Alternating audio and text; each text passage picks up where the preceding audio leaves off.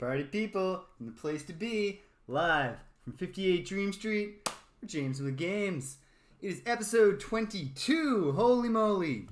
11 weeks we've been delving into the mysteries and magic of Britannia with our Ultima 5 Warriors of Destiny Let's Play. So here we go again. It's been a productive last few days, both last weekend and yesterday. In Ultima, we happen to have acquired a magic carpet. So we're going to find out how that works. I'm hoping it works exactly like it sounds like it would work. But we'll see. There could be some twist up the sleeve of Ultima 5. Who knows? But I'll fire up the old DOS box here. Get the game loaded. Believe I've already adjusted the volume to spare you the at maximum volume when we get to the title screen. Take a sip of my tea here. It's still not great.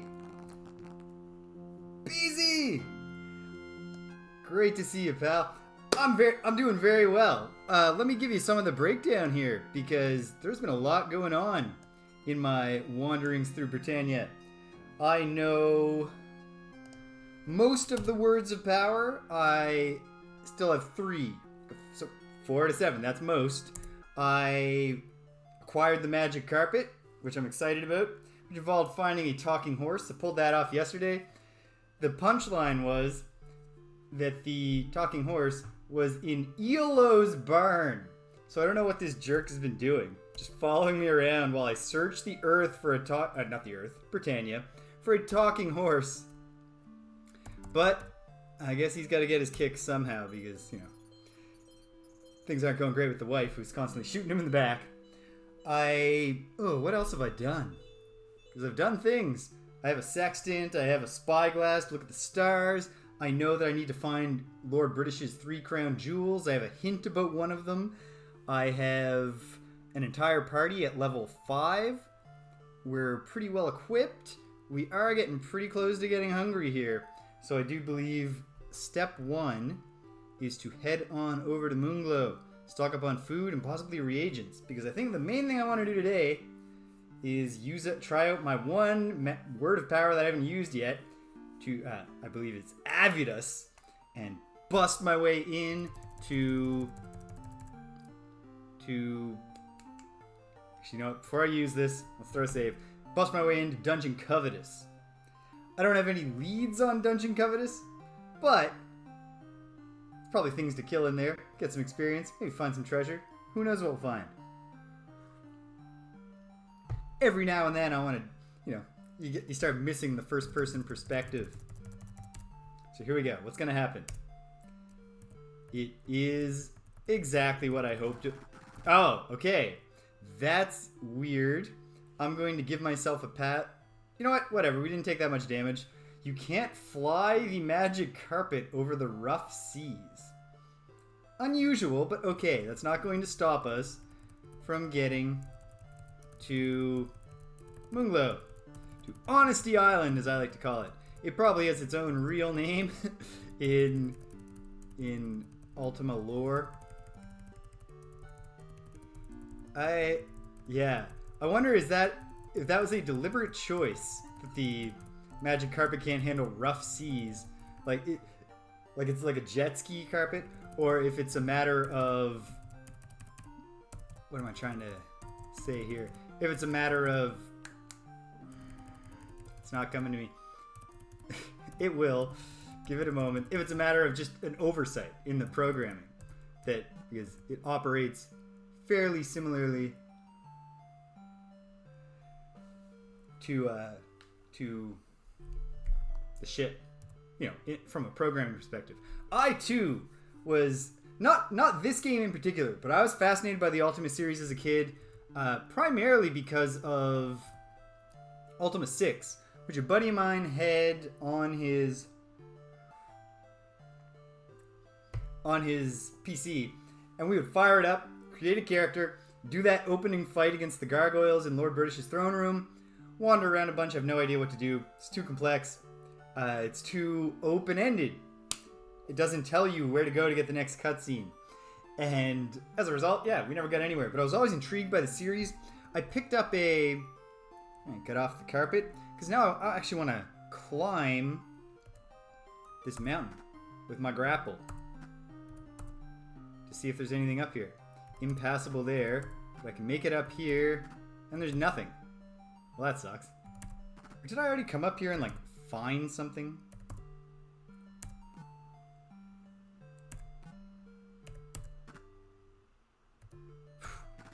Well, we're terrible climbers.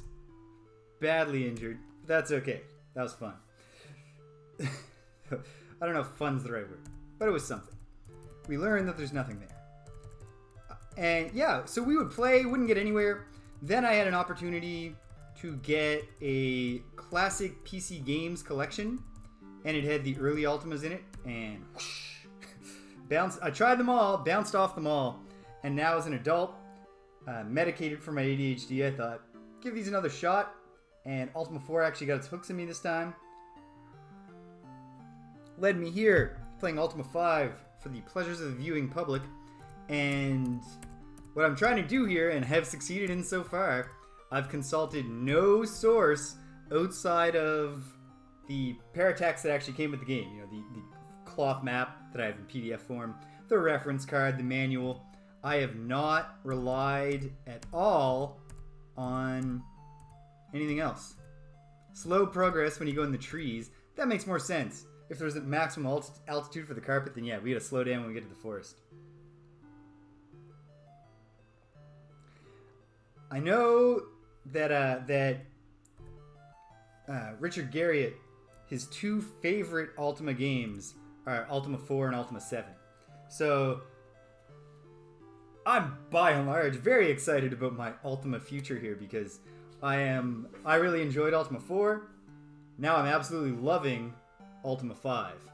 And Ultima 6 has that, you know, emotional connection in my heart. And then finally, Ultima 7 is wildly acclaimed. And then at that point, I'm probably gonna just need to know how the story ends. British! Hail! And so, even though I know that 8 and 9 are a little less acclaimed than the rest of the series, I'm probably gonna power through them too.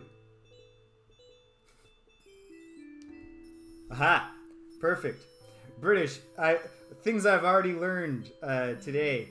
The magic carpet seems to share some coding with ships and walking. So I took a fair bit of damage flying over the rough seas, hitting the key too fast to immediately stop and get off them. But now, Lord British has fixed that problem. We're going to stock up on some food and probably some reagents. Alright, that's a good sign. No Shadow Lord interfering. Sam's not up. Is our friendly reagent friend up? He is. I don't recall his name. I know he will get mad at me if I don't know what I'm looking to buy. And if I back out after talking to him. So, yeah, it can't possibly be flying high. Like, the trees slow it down. That makes more sense to me than the rough seas. Like, but, you know what, whatever. Maybe it is just literally like a hover carpet. It's just like that high. And then the rough seas, yeah, they're splashing you. Getting salt. Yeah. I can accept it. I did finally fire up the game solo and just test out all the potions. And randomly testing the potions did not turn out to be as informative as I might have hoped. I confirmed that yellow is a heal potion, green is poison, white seemed to temporarily, like for an instant, light up the whole screen because I was trying them at night. And then all the rest of them either failed. Yeah, I figured some of them must be in combat, because some of them failed and some of them said no visible effect. Okay, what do I got here? Obviously, I'm going to want to make more Anox. Yeah, I don't necessarily need to make more money, but it couldn't hurt. Oh, and I've got lots of Vasmani as well. Beezy. There's the in-universe explanation. This magic carpet was built for like an Arabian princess and her prince, both of them in their puffy cloth clothing. So 6 people in armor is fair enough. Fair enough. And this is a sizable carpet. This is an area rug, a magical area rug. So, I'm not so badly stocked. I gotta look at ye old spellbook just to confirm, because what am I going to want to make more of? Well, like, probably Vasmani will be the big one, and Ginseng, Silk, and Mandrake. Well, I don't think we're even getting any Mandrake here. So, and I have a lot of Vasmani. Yeah, I think I just gotta, just the obvious. I'll just stock up on what's obvious right now. And not even in very large quantities, because I'm not overloaded with money and I'm not underloaded with spells at the moment. So let's go. Art thou in need? I art, sir. I will take some gin. Oh, we do have Mandrake here. That's good. I know it's very expensive, but yeah, hit me with some ginseng. Yes. Give me some garlic. Nice and affordable. I had lots of silk, but couldn't hurt to get a little more silk. It's expensive, but it's less expensive here than anywhere else. And some Mandrake. 17 per. Well, I'll take 3. I can make 3, 4. Why not? Just keep us above the 500 mark until we go buy food. It's not bad. That's not bad. Sir, thank you. Have a good day, Nilrem. With your weird name. Ah. Oh, the guards are going to lunch. They're not going to stop on their lunch break to extort me. Where are they going for lunch? Some break room somewhere.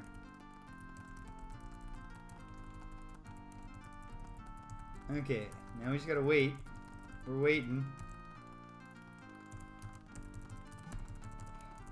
Even when you find like a little copse of wood in a town, I guess it's well tended, so it doesn't slow you down and thus cause time to go faster.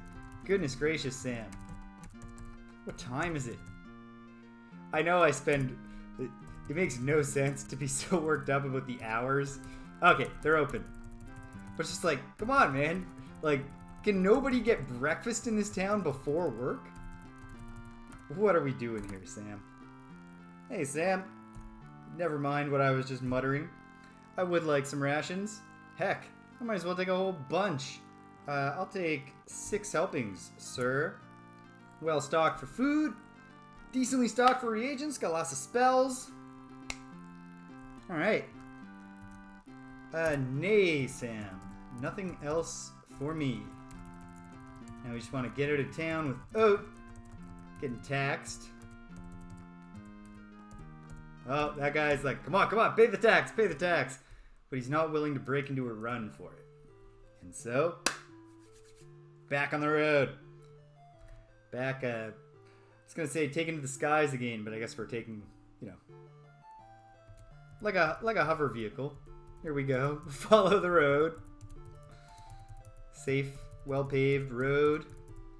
And let's head back to our ship. Oh, no. No, I think I know what to do. I was temporarily concerned, will I, is my carpet bound to a location if I get off it and get on my ship? But I bet I can pick it up with the get action and restore it to being an item in my pouch. That's what we'll hope for anyway. Skimming some of the trees there in the hills. It'd be fun to ride a hover carpet through the hills. There's the hut of our hapless wizard friend who invented a spell called like powerful transformation into a tiny creature, and then was like, oh no, I've turned myself into a rat. There was no way to foresee this outcome, so I couldn't have prepared for it or taken any precautions. Here we are, back in town, back in the capital. It's not just town. Sip of tea, generate some heat with my hands, and got the magic carpet. Okay, great. That was intuitive. I appreciate when exactly what you would expect to happen happens.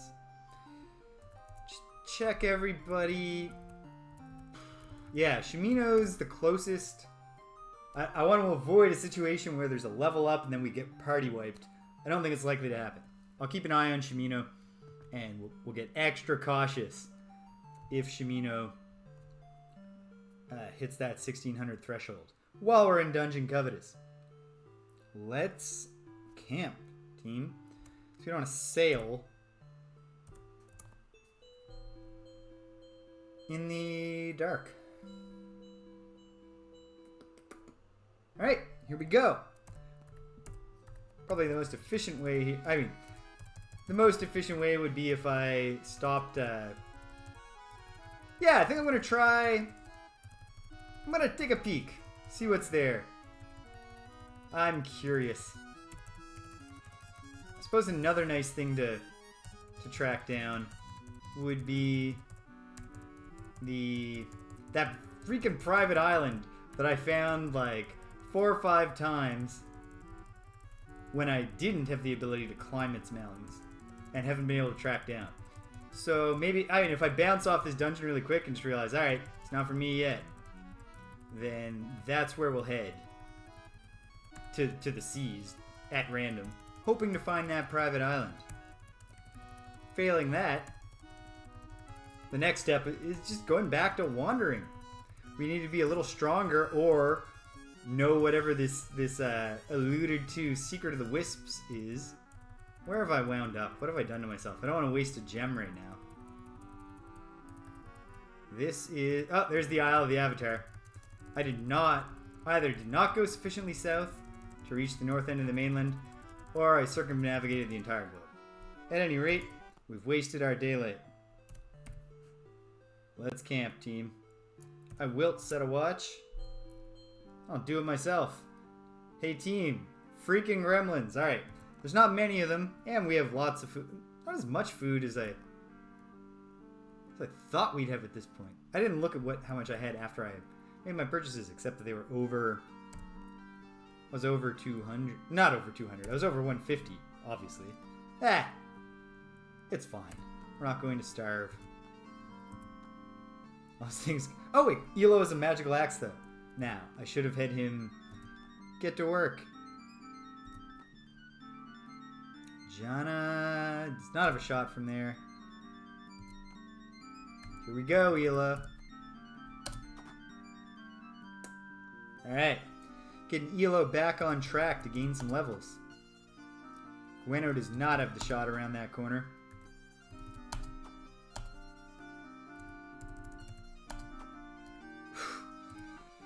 Julia absolutely had that shot.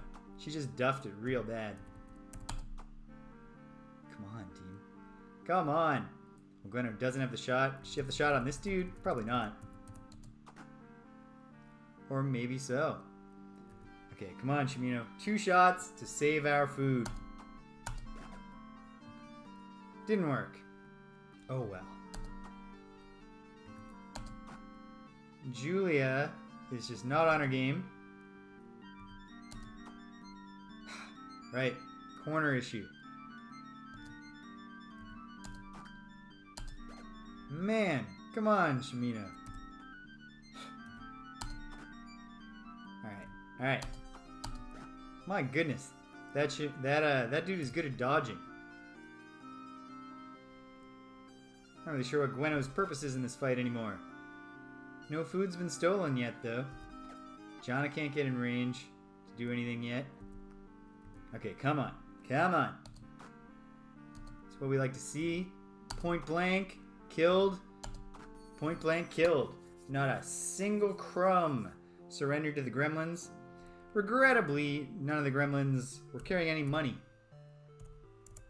I guess they might be on an abandoned island here. They might have just not had many opportunities to cultivate a treasure hoard. Or are they on the mainland? No, this is mainland, isn't it? Ah, well. It's none of my concern why they're doing so poorly. Economically. Financially. Individual people don't have an economy. Where aren't I? Okay, so here's Minnock. And then Dungeon Covetous is going to be just like down here. Ah, there. There you go. So, we found Dungeon Covetous. I feel like everything's okay. I mean, there's no reason not to save. Let's make sure.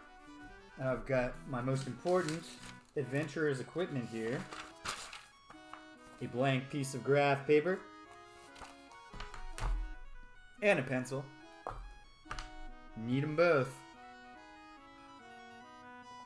If all you have is the graph paper, you're like Link at the very start of Legend of Zelda. It's dangerous to go alone with graph paper and nothing else. Now, I believe it's Avidus with no O before the U. I'll look at my notes if I'm wrong. But I'm not. Yes, I see that now. I wasn't 100% confident that I'd be able to get to the entrance without having to pass any deep water.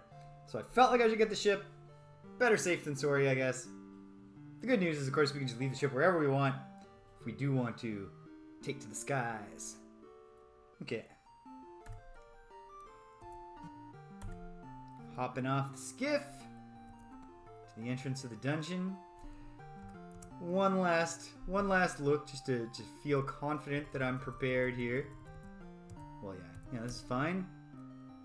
That's fine. That's fine. This is what I wanted to see. Loads of gems. Oh yeah, I'll save again. I threw a save down on the ship, but I mean, yeah. At the very least, it would save me having to shout again.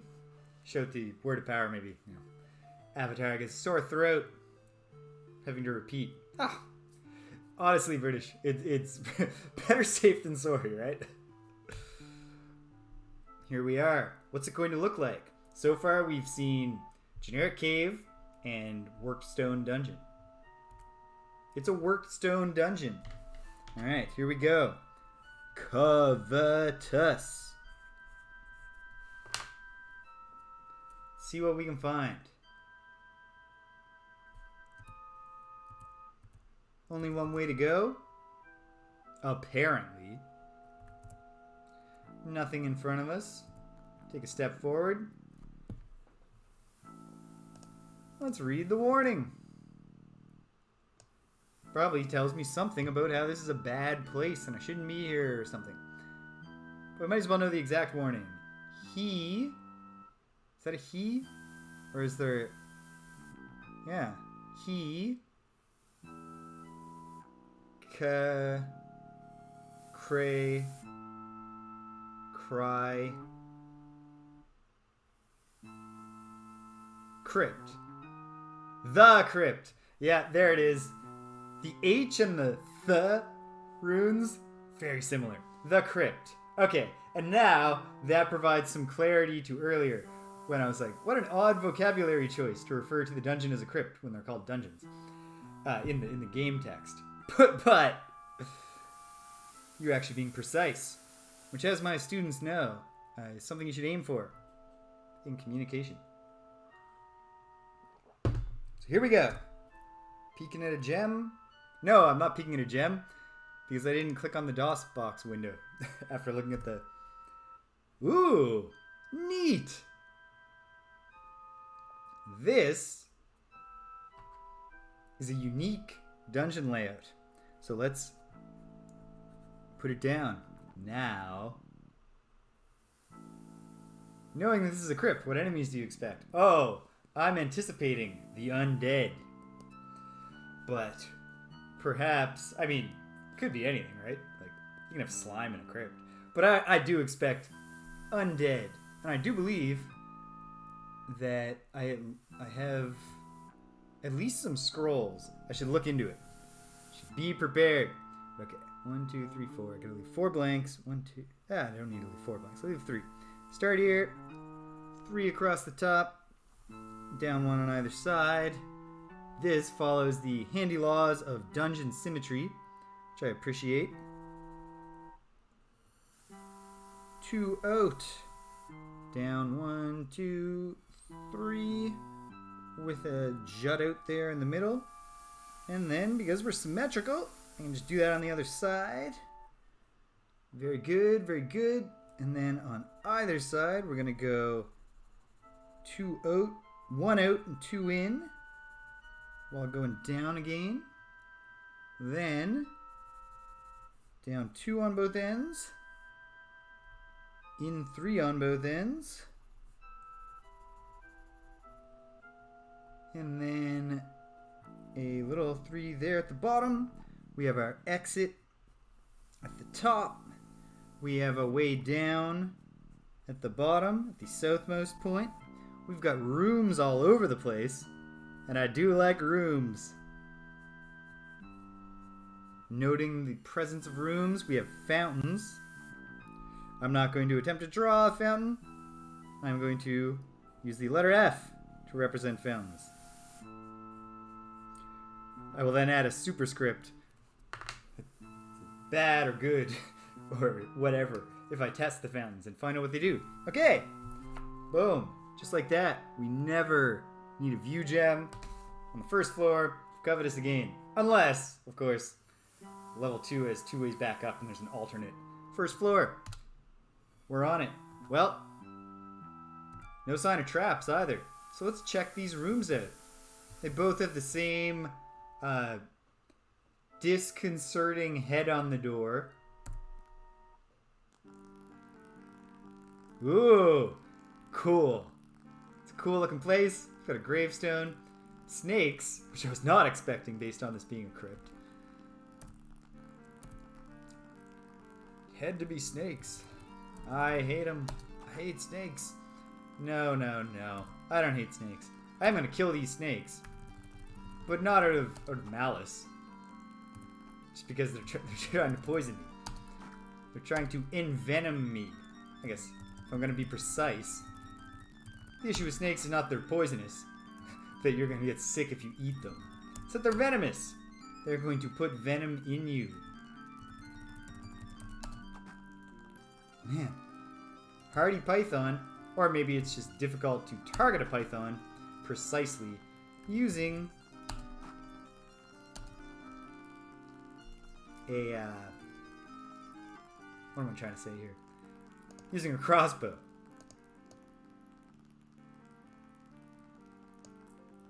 Doing a little levels fine-tuning. Let me know if the music is too much or too little. Because it could be either. And I'm certainly quite willing to fix it. We'll be shooting those torches once we're done shooting snakes. See if anything happens. Maybe I'll see what the state of the gravestone is prior to hitting the torches, in case the gravestone says something on it, but also the torches will move it aside. Who knows? Who knows?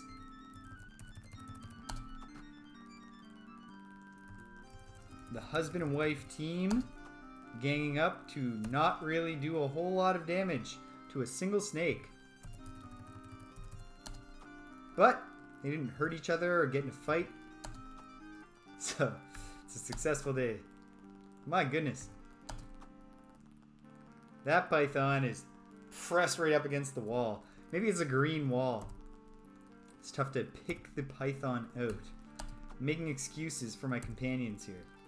Don't want them to feel embarrassed about how incredibly hard they're finding it.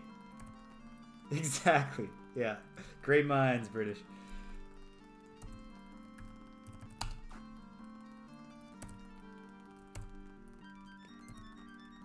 Okay.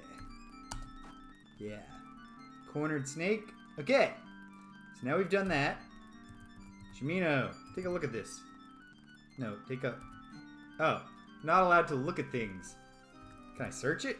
Nothing of note. Can I push it? I sure can.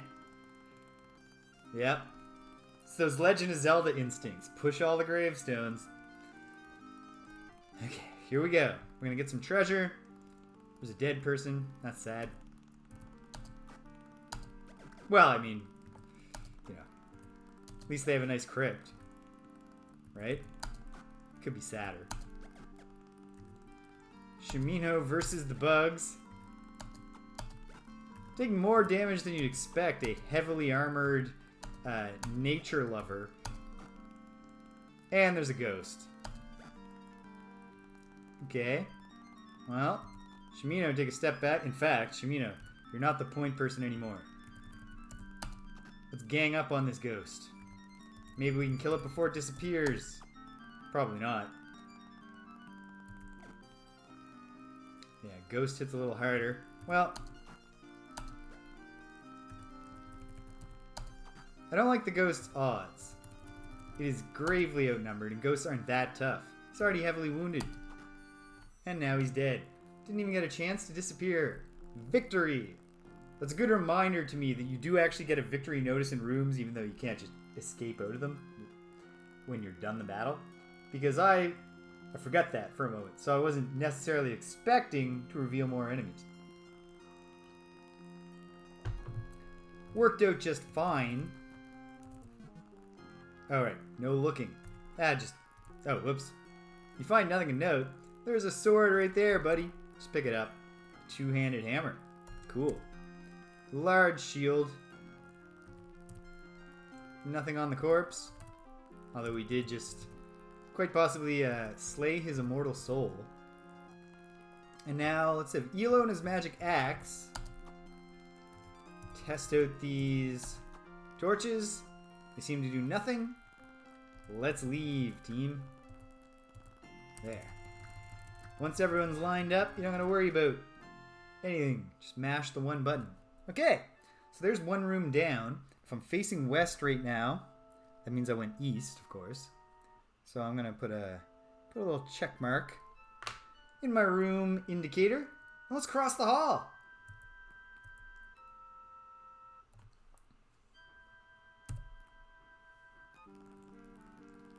Alright, another apparently not too difficult fight that will probably culminate in there being a ghost in the crypt, because we are grave robbing.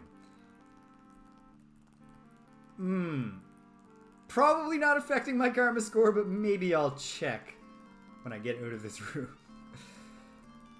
There are certainly a lot of cultures with strong mores against the robbing of graves. Some might argue almost all of them.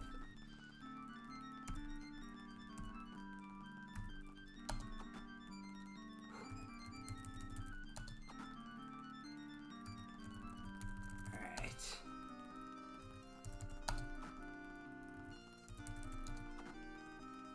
Now the biggest risk, experience management wise, is that the Avatar, no, not yet armed with a long range weapon. He does have the 2-squared Morning Star. We don't want the Avatar to fall behind.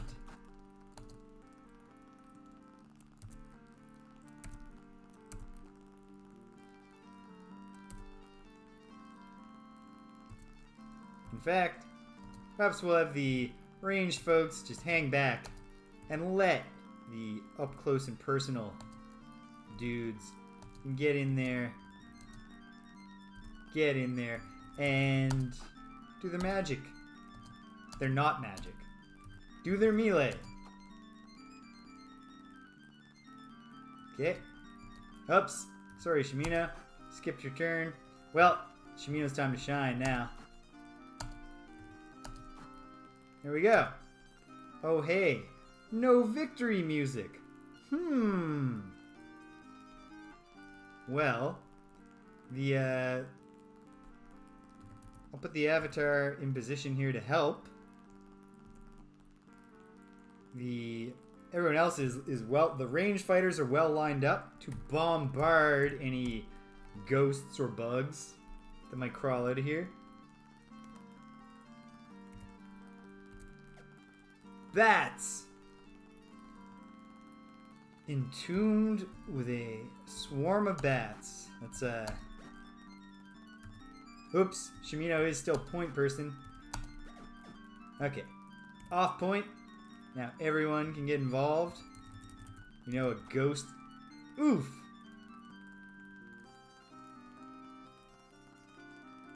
Oh, I'll take any tactical advice you want to offer, British. Absolutely.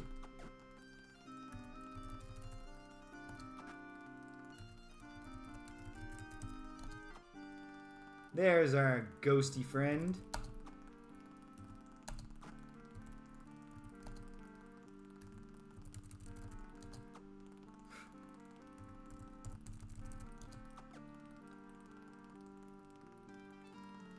Ooh! That's very useful. Yeah, we could be just We have a suspicion there's something in there. So why don't we just smash it blindly? It's never like you find an NPC who you need to escort to safety in a dungeon in this game. At least not yet. I'll certainly feel bad if that ever happens. And I've clubbed them to death before I open it up. Ah, now we gotta wait for the ghost to get out of the wall. Come on, dude.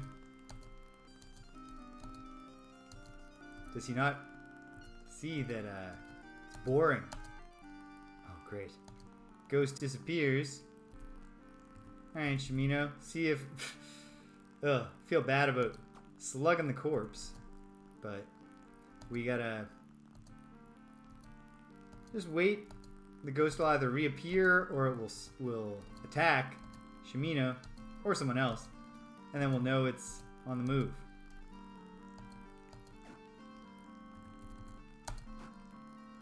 Found ya. I don't think Jana's got a shot, but it's worth trying. Maybe she did. She didn't do well at it. There! And we're done here. Thanks for playing, Ghosted. Enjoy the rest. You've earned it. No trap. No trap. Weird. You would expect fewer rats to have traps on their treasure chest than you would expect well-guarded tombs to have traps. But I'm not going to look a gift horse in the mouth. Whether or not it's a talking gift horse. Iolo, you do a treasure. Every now and then we should give Shimino a break. A dagger. 5 gold. Well, it's not nothing, I guess. Okay. Let's leave, team. Everybody's in decent enough shape. Our torch has gone out. But I will ignite a new one. Little check mark. And Shimino could be in better condition. So why doesn't the avatar just use a regular Mani? Vast Mani is of course an emergency kind of heal spell. Much greater reagent cost. Only want to use that in a battle at a moment when it needs to be used to turn the tide of the fight.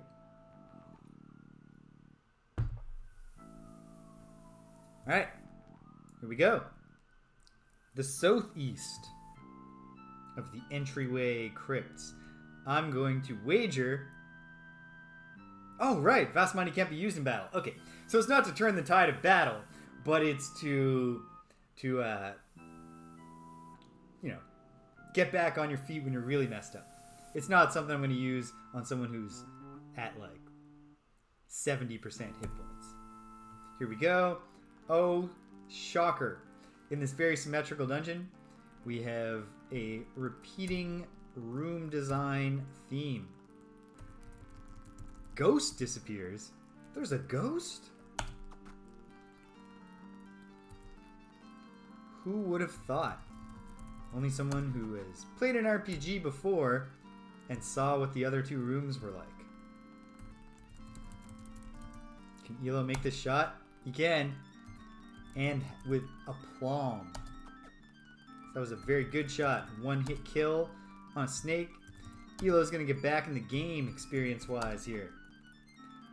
Especially with Jana, she's got the yips with her magic axe now that she's not the only magic axer in town.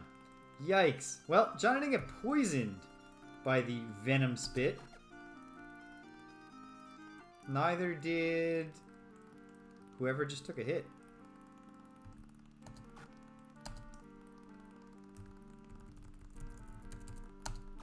Boom.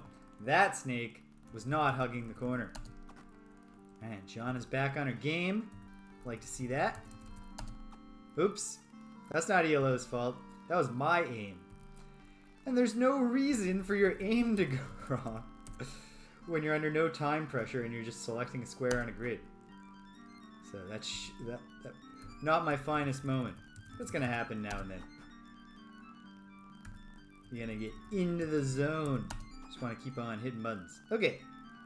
Yeah. Let's hit something. Slimes. ghost has reappeared. You know what? Let's have Shimino just do his thing. Oh, right, the shield. Killed a slime. Killed a slime. Well, that might be it for that. Could be, could not be. Oh, right. End with the spike shield. Switch back to the avatar. Slime's in critical condition. Ghost has vanished again. Slime dead. Well, it's pushing time, I believe. Yeah, a back row of slimes. I guess we could have, but you know what? They're just slimes. We're gonna be okay here, I believe. Oh, Shimino's on point. Take him off point so his companions can help him with the slime infestation. Or do the opposite of that. Add to the slime infestation. Julia doesn't have a good shot here. But the avatar does. And so does Shimino. Creates a new slime and then kills it.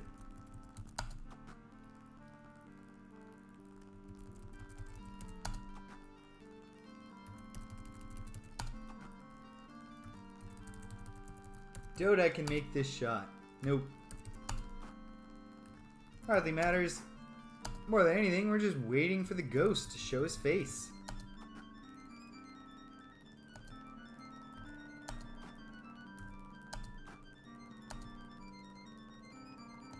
Alright. Passing. Till either Shimino gets hit or the ghost shows its face.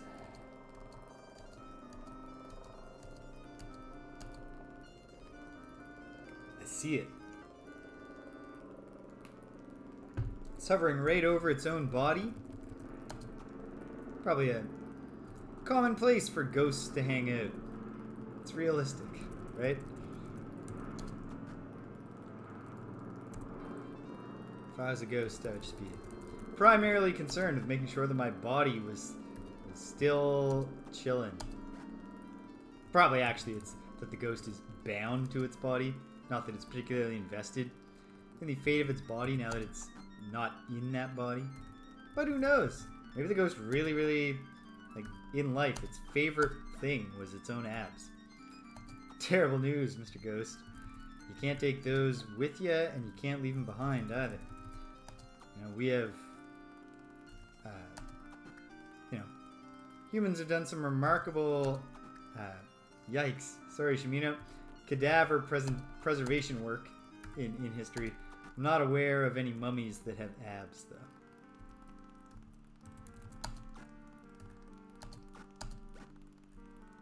Ghosts in critical condition.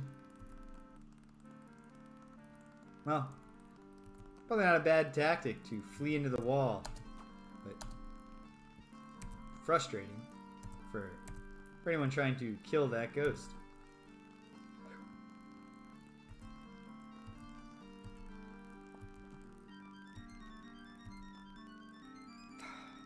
Okay.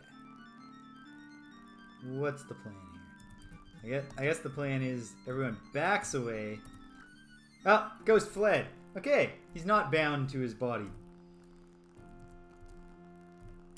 Would have preferred to get the experience, of course, but take what you can get. These are not, there's no abundance, really, in these crypts. But there's more than 0. So why not? Okay. 3 down of this first little section of 4 rooms. Then there are 4 more rooms before we even go down. Okay. As anticipated, but with a pretty easy opening combat here. It's swatting flies.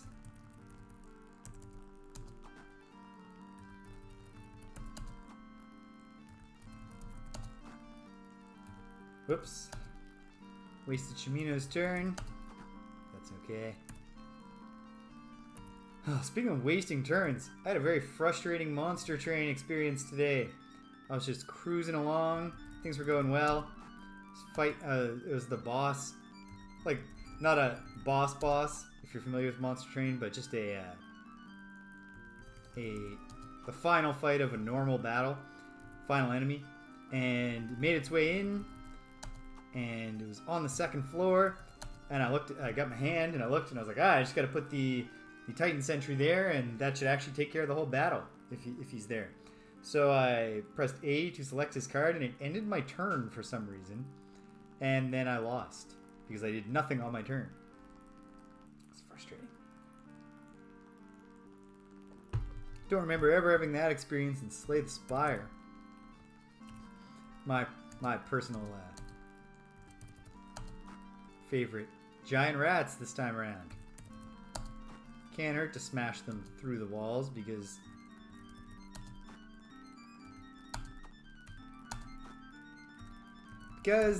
while they're not very tough, they could poison us. We don't like being poisoned. Save your and Nox for when you need it, right? In fact, let's be thorough.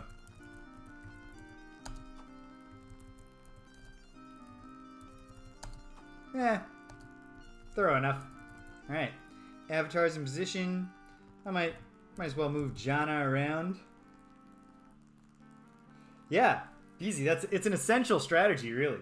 There are occasions in Monster Train, or maybe Slay the Spire as well, where like your best move, like you have a conserve energy ability, so you want to save it for your next turn, or like anything like that, where you're set up. But if there are things you actually want to do, it's definitely always the best move to do them. And yeah, I'm not sure what happened because like the card was highlighted, so I wasn't pointing at the end turn button.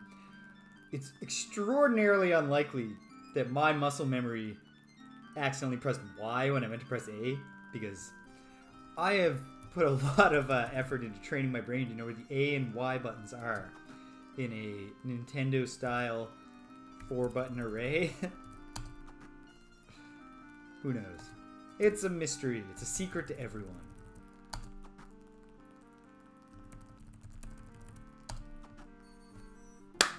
Boom! Very nice. Alright, anything cool? Two-handed sword, spiked shield. Shimino loves a good spiked shield.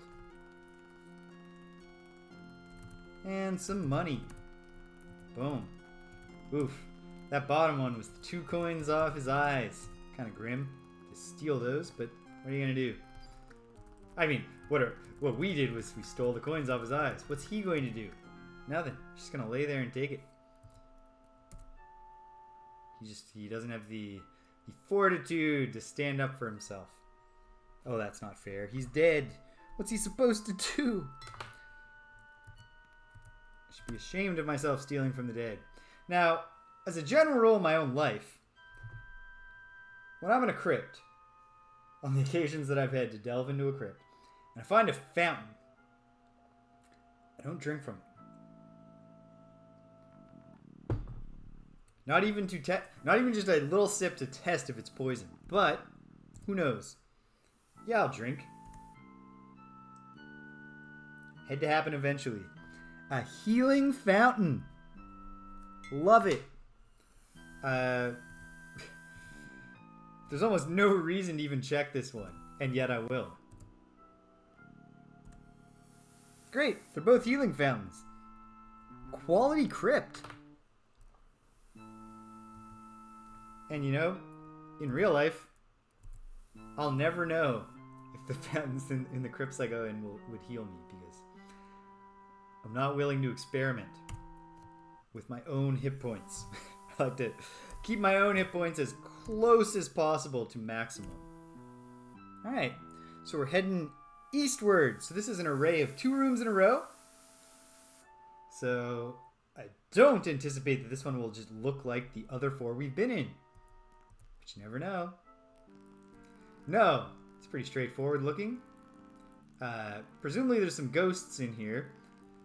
Perhaps that we could reveal. Let's see. As I move around, did anything appear? Nothing there. Nothing there. Giant spider.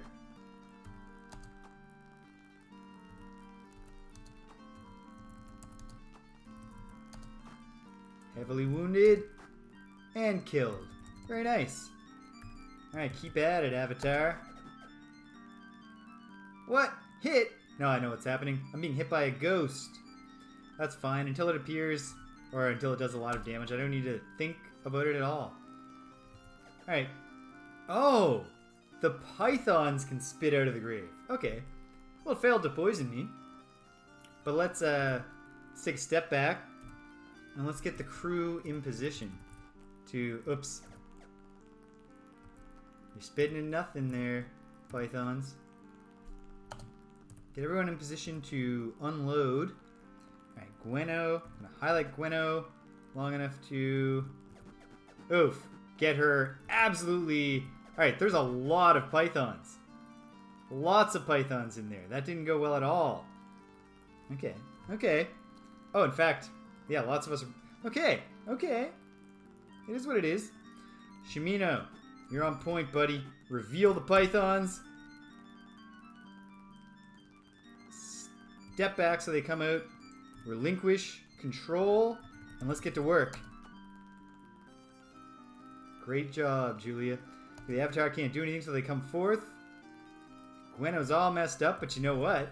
There's a healing fountain out here. So as long as we get her, keep her alive through this combat, we should be fine. Take a step forward, Shimino.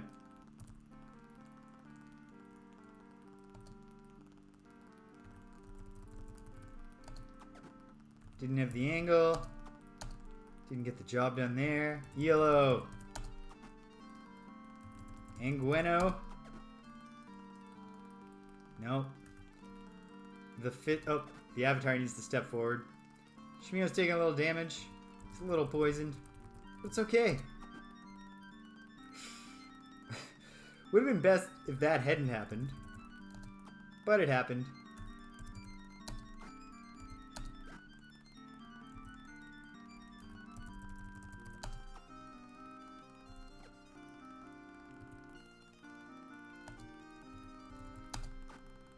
And it's a whole nest of vipers, so to speak. I know they're pythons, not vipers, but they're all stacked. So there's no telling how many there actually are.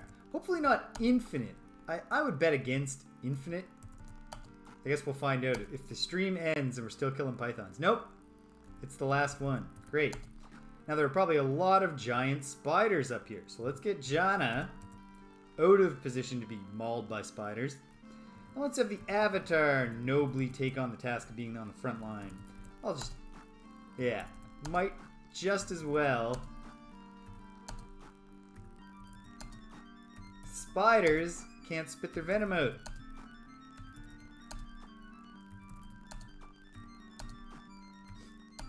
Yeah, that last one thought he would hide from me. Okay. That was a qualified success. Yeah, I heard that later. That you could force your way to the Shrine of Humility without the...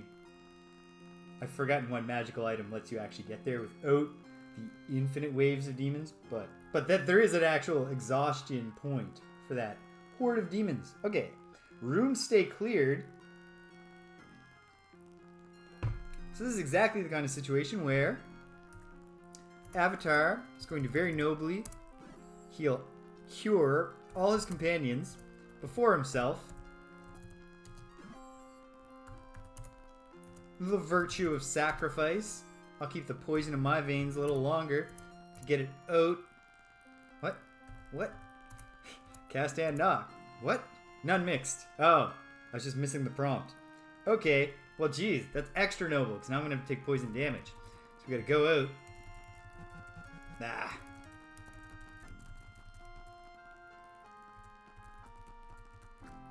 Yeah, that... Crushing your way through those demons would absolutely be a fine way to farm experience there. Mix up some Nox, ginseng and garlic. Mix them. Let's do 9. Boom. Got him. Up the Avatar. Will Nox himself. Fire up a new torch. Gotta go around. Let's drink, team.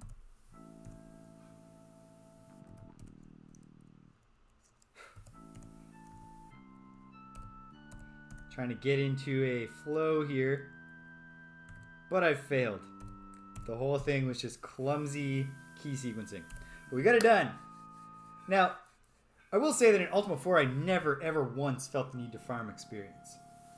It was abundantly provided just in the dungeons.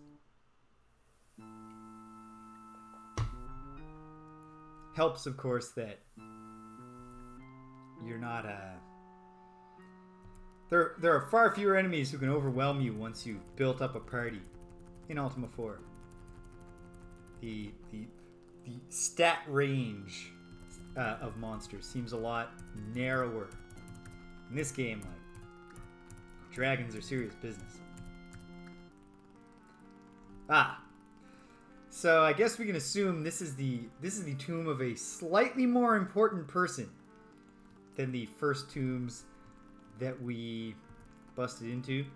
I wonder how it came to pass that the people of Minok, after the Avatar became the Avatar. What public works project? You know, how did they decide? Let's go into that Dungeon Covetous. Let's just convert it into a crypt for some of our citizens. I mean, I'm assuming that these are Minokians who are buried in this crypt. Entombed in this crypt. I guess they're not buried.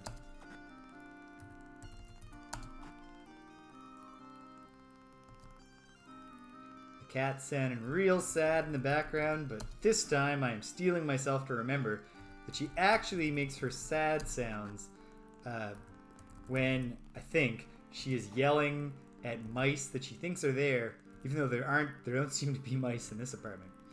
But she spent 5-6 years learning that behind an oven or under a sink, there's usually mice.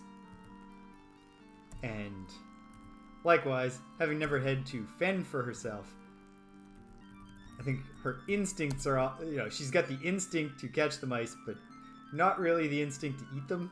So she's not quite sure, like, she knows she would like the mice to come out, and if they came out, she would chase them and grab them in her mouth.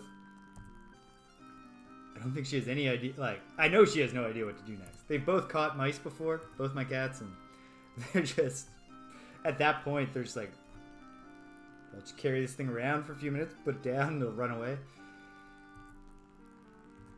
They lack the killer instinct.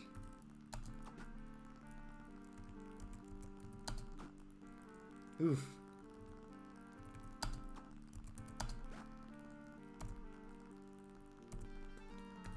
Bum bum bum bada bum. Alright. Alright, Avatar, get to work. Slimes. Noxious. And a ghost? What do you know? Killed another slime. I suppose I should let... When we head to the west one, we'll let Shimino farm the experience. Because he's the one who's really closing in on that sweet level 6. And also the Avatar has enjoyed the benefits of all the shrine quests, whereas Shimino does not get to enjoy said benefits. Okay, let's get the team in formation here, firing line. In fact, we can make a literal line, can't we? Jana in the back, Iolo next, then Julia. I think we're going to be fine range-wise here, but okay. And then, here we go. One slime. The ghost has currently disappeared. Now we play the waiting game.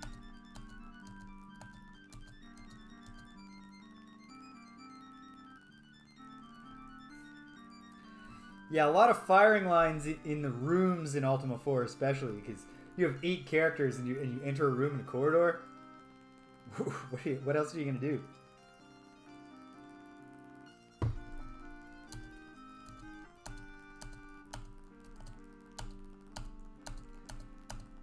Come on, Ghosty. If you're not going to appear, at least come and hit us.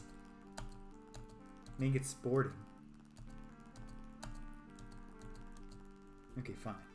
I'll step forward. Come hit me.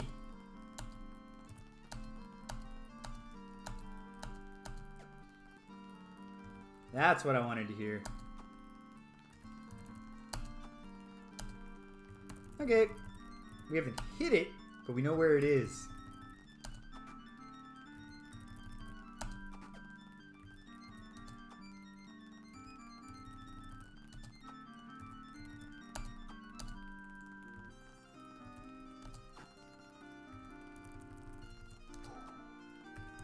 Come on. Okay. Now I don't even have to scroll back to that space. The ghost is dead. Victory. Heck, the avatar will take over for you, Shimino, in the task of picking stuff up. Long sword, large shield. Whatever. Sell those. Alright, let's get out of here.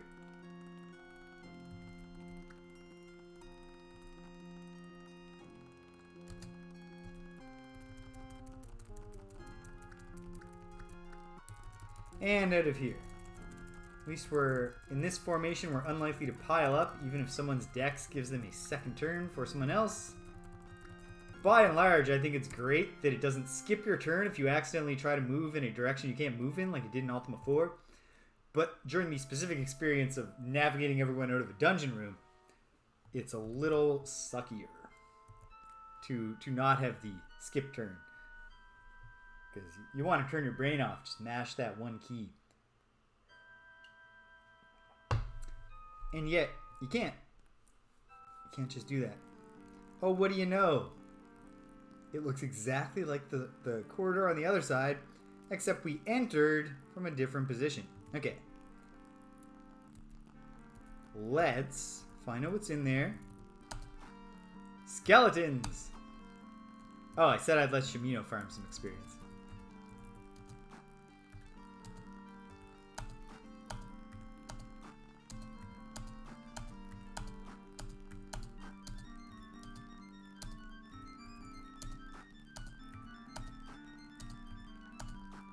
Now, fair enough that the skeletons are not great tactical planners, but in this situation where I'm unable to attack and a foe that is striking me from just beyond the grave there, and I keep seeing my friends get killed, I would not step into position against the wall. I would just say, you know what, you can call me lazy bones all you want. I'm gonna just chill here in the back of our little tomb. If any of you folks want to stick yourself out there, get smashed into a pile of bones. Okay. It was reasonable to expect that such a thing could come to pass. So, Shimino, stay right there. And let's get the crew in position. Okay, they all missed Jana there. I like that.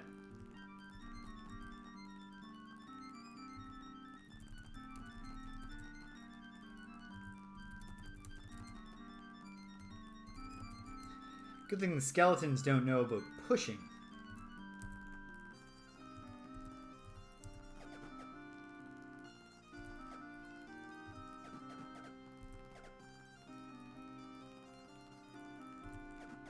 Okay. Oof. Shimino's taking it on the chin so far.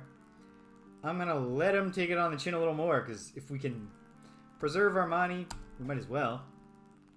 So I got to keep an eye on him. Ah, the thing just opened on its own. Fine. I can live with that. Killed Python in one blow. He's at 72. Keeping an eye on that. Another one killed. Things could get bad real quick, or they could just be fine. I do like when everything just works out fine. So, hope for the best. Ah! Yeah, there it is. The Python missed us and probably hit it, causing it to open. Probably the skeletons could have benefited from a strategy such as that. Except that they're at melee range, so they can't even initiate an attack to miss and hit the thing right in front of them. Since presumably their AI does not target things that aren't us. Which means it's 60.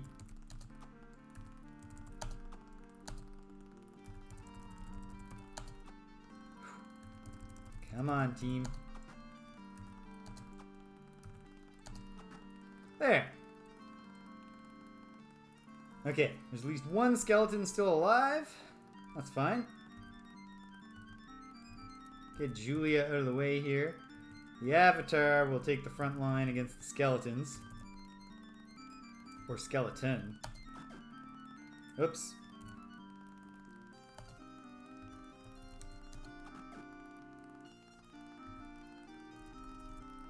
Skeleton's reaching out to attack Gweno. Now it's dead. The fight's not over. Are there ghosts? Seems quite possible there are ghosts. Okay, well. Or is that treasure a mimic? There's only one way to find out. That's not true. There are a few ways to find out. Oh, there's a skeleton. Aha! There we go.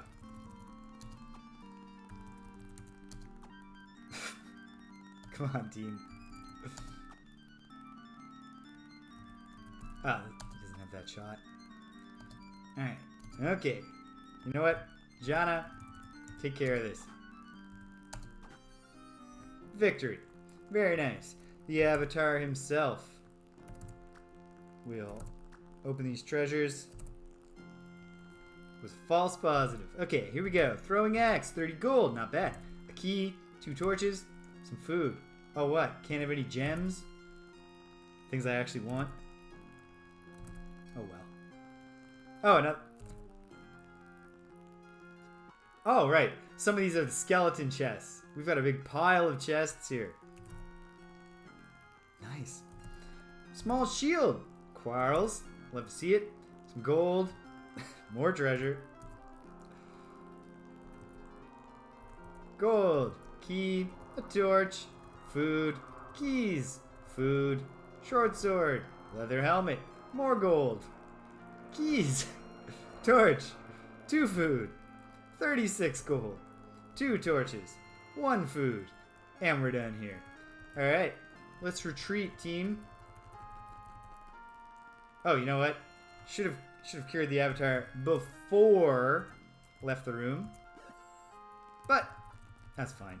Actually, it doesn't matter at all. Whatever. He takes 1 poison damage and then just heals to full for free. No, Shimino is roughed up, but I know a very special fountain that just might help him out. In fact, Shimino, you drink first.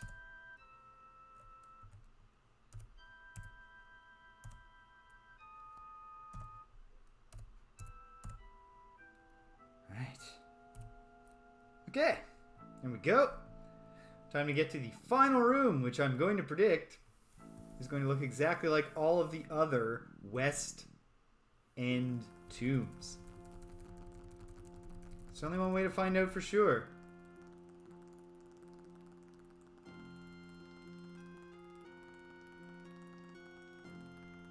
I should note what? What should I note in my dungeon map?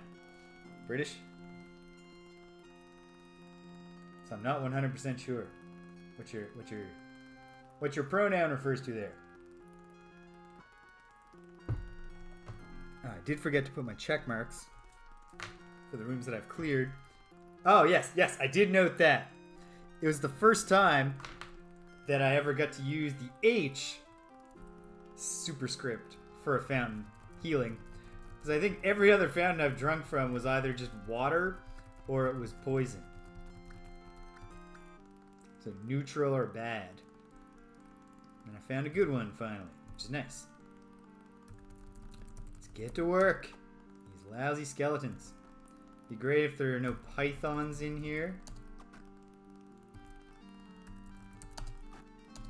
Whoops. Sorry, Shimino. Didn't mean to yank your turn out of your right away from you there.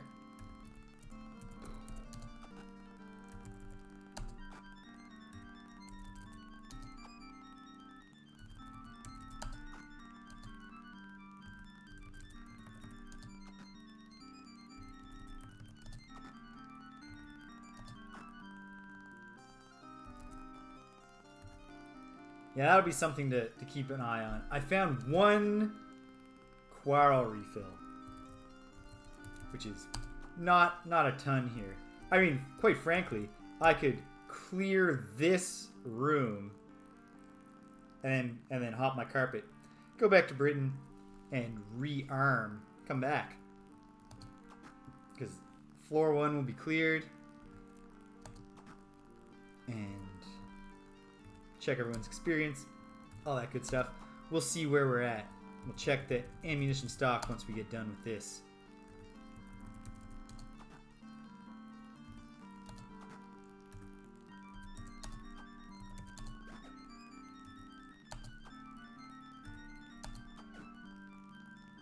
Yeah, I certainly don't. It's far more fun to not, bite the bullet and be responsible. So, if we're still at some amount, like, if we're not at crisis point with our ammo, then I won't worry. I mean, in a pinch, we could say, all right, it's time you ladies started flinging axes and flaming oil for a little bit. Wear down our utterly untapped supply of pitchable ammunition.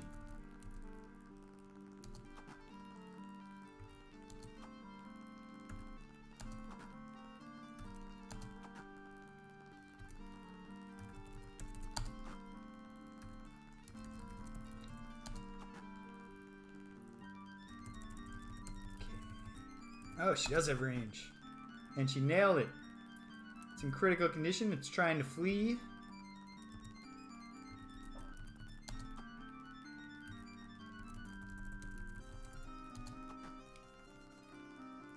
Okay. Time. Oh, let's let Shimino do some farming here. Bats. Nice. An enemy that we can just kill through the walls without being sprayed with poison.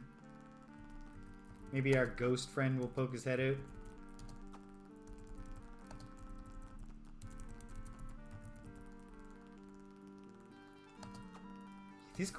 These skeletons are they're like pharaohs in their crypts. They brought everything that they had in life with them. Their philosophy was certainly, if you try, you can take it with you. Bats.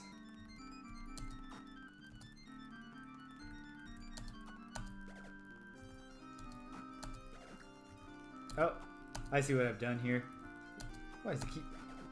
What's going on with Shimino's decks? Alright. Break it down. Get working on the ghost with the range fighters here. The bats, not really the primary threat, huh? Not the ghost isn't even a threat, to be honest. The ghost is a threat to just the level of fun we're having. Because if the ghost disappears, then we have to just wait. It's not thrilling.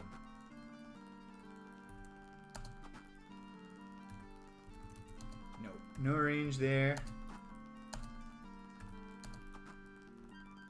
One extra dead ghost. It is no longer undead. I was gonna say it's re-dead, except re-deads are Zelda enemies who are clearly undead. They're not re-dead yet. Okay. Whew. No trap. Little gold, few torches. I didn't check my karma. If it turns out that I've ruined my karma, I don't think it will have been worth it for the handful of gold coins these corpses were entombed with. I'm gonna be optimistic and say that I haven't ruined my karma. Ah, there's finally a trap. And you didn't spot it. Oh well. No trap, but it's acid. It's okay.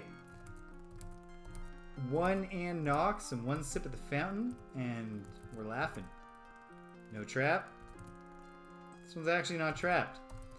Chain coif, 38 gold. 38 gold is what I like to sometimes call a chain coif. Trap. Success. Dagger, sling, gold, keys, torches. Poison. Doesn't matter. Can't get any more poisoned than poisoned. Poison is not a stackable condition in this game. Certainly there are plenty of RPGs and other games where you could have double poison and it would be twice as poisonous. It's not a problem that we have to deal with here. Alright.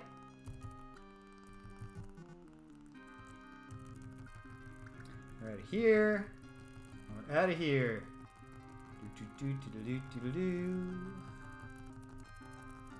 Cruising along. Man, the time is flying. I guess, as they say, it's what happens when you're having fun. Do some Ann Knox, some old buddy Shimino. Light up one of our nigh limitless supply of torches.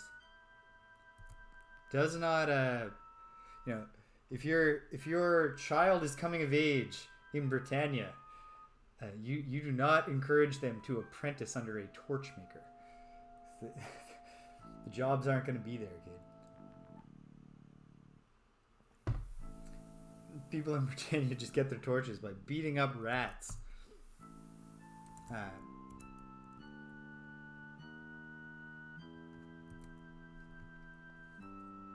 Yeah, it is, isn't it? Is there any like quantitative difference? Like, is plague like a double poison, or does it all just have the same effect of poison? Okay, yeah, karma 99. These weren't good people, I guess, so we're allowed to rob their graves. Let's take a look at the ammunition supply. Actually, let's take a look at the experience level, particularly with Shimino. All right, knocked 100 off. Yeah, same effect. In real life, depending on the poison, there are some poisons you'd rather have than the plague. And there are some that are just, you know, probably say, could we just do neither? Everybody's in the 4 figures. Love to see that. And Shimino is not at risk at this point of going over into level up. Yeah, flavor.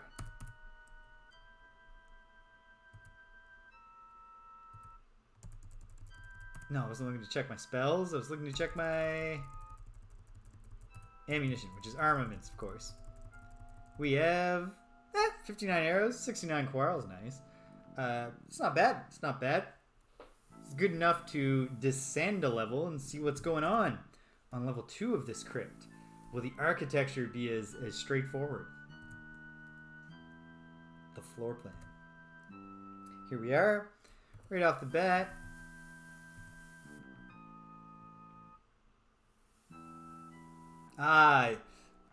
You get poisoned by snakes. Okay. If you went accurate and said you can be envenomed by snakes, then you'd have to put an E up, and what's the point of doing that if the status effect is the same? Okay. So, I'm going to guess that this is going to be symmetrical. And it is. It's another cool looking design. There seem to be things on the, perhaps messages on the walls behind the 2 ladders. I'll check that out first, perhaps. 2 more fountains. Seems quite possible I've been lulled into a false sense of security and will be unhappy when I drink from those fountains, but who knows? All right. 1, 2, 3, 4, 5, 6, 7. 3, 4, 5, 6, 7. And then in 3 more. And up 2 more. And then we want a single divider there. And we want to come out 3 here. And now, we want to go down the bottom. 1, 2, 3. Ensconce that there. And now, I'm just going to make it symmetrical.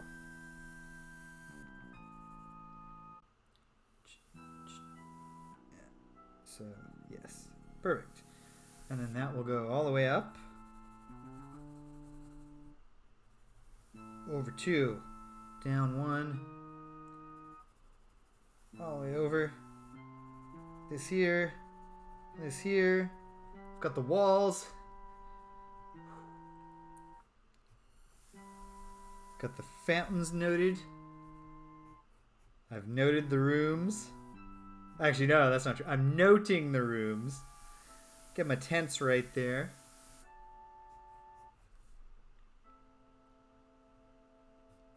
All the rooms. 2 ways down to the 3rd floor. And finally... No, that's it. That's it. I've written it all down. Boom. I bet you do. I would not be surprised. This game has left its mark on you, British. Okay. First thing I want is to translate some runic script. So we have cower.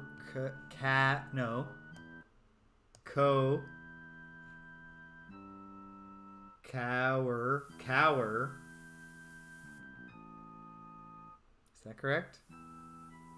Cower,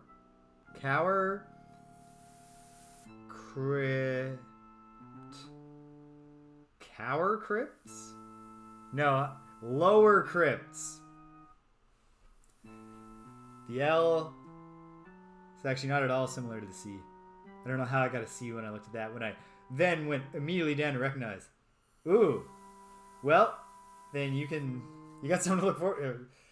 It's gonna all, you'll get the tour at some point. I mean, I gotta get through this, of course. I am looking forward to, I'm going to guess. Oh. No, my guess was wrong. This, in fact, says upper crypts. Okay. Well, the upper crypts and the lower crypts are at the same level. Could have called them the east and west crypts. You know, it's kind of like in Norse Greenland, they had the eastern settlement and the western settlement, and they're very, very, very similar east and west. It's a north-south difference that really stood out. It took archaeologists a long time to find the western settlement, I believe, because there's just water over here in the west. Okay.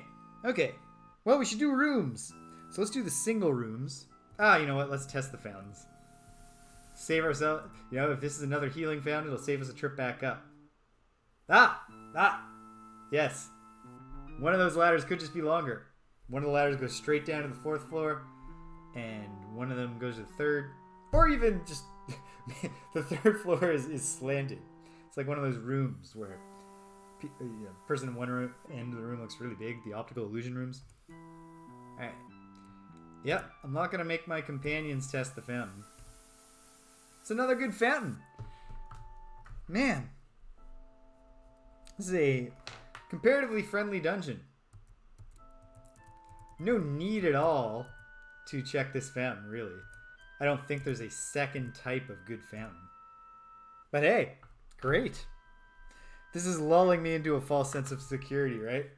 Like on level 5, there's an insta-kill fountain or something. Stimpinski, hail! We're checking out Dungeon Covetous, the Crypt, right now. And so far, it's very gentle. But we'll see. We'll see what it has in store. First, well, I'm going to do these 4 single rooms before I do the connected set of 3 rooms at the southmost point of the 2nd floor. So let's go. It's good that we don't have to eat while we're in dungeons. It's great for the food supply. Okay, here we go. Oh, what do you know? It's just another tomb. So far, just a gradual accumulation of treasure. It's not a ton. It's quite possible that I've overlooked something. I would never rule that out. But for now, yeah, it's just one tomb after another. And we're robbing those tombs. It doesn't affect the karma score, so yeah, they are. They're like absolutely nothing hard. So like no big XP, but a whole lot of small ticket items. And it all adds up, right? It's we make it up in volume, so to speak. So Shimino he had 300 experience points to go to the next level, and now he's got 200. So he's coming along.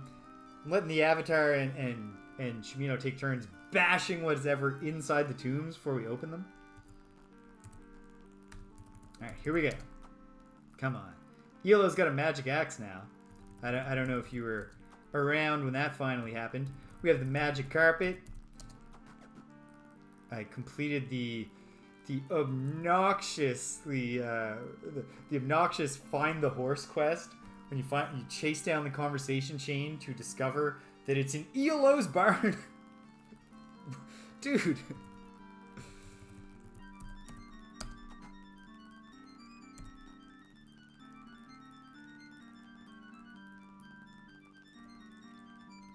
Yeah, magic axes are terrific. Yeah, Dungeon Covetous so far, it's very friendly. It's generous. I'm glad we came, but it's certainly not, like, the layout is not exciting so far. It's quite the opposite. It's sensible crypt design. Like, sure, I wouldn't fault the architect of the dungeon for using a repeating design. The dead mind. I wanted my corridor to be S-shaped. I doubt they have those opinions. They have no opinions. You cannot use the talk option in combat, so we can't ask the ghosts how they feel about the tedious floor plan. But my money's on it's not really a big deal then. Alright, Shimino. Whatever's back there, smash it. Bats! Excellent.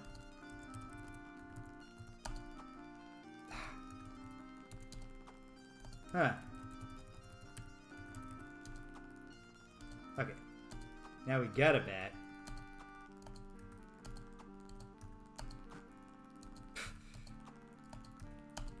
That is a crafty bat.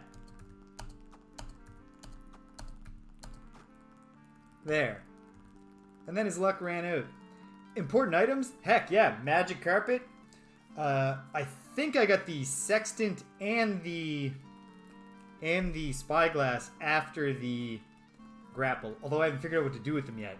I still haven't found that private island that I found multiple times prior to having the ability to climb mountains. And I suspect, you know, I'll find out eventually for sure, but I suspect it's going to house another keep. I would like to get there and talk to those people if indeed there is another keep. I mean, there's almost certainly something there, so I want to find my way back to it, and I just haven't yet. Alright, Shimino. Take you off the front, or the point position here. Get everyone arranged. Ah, the ghost was there.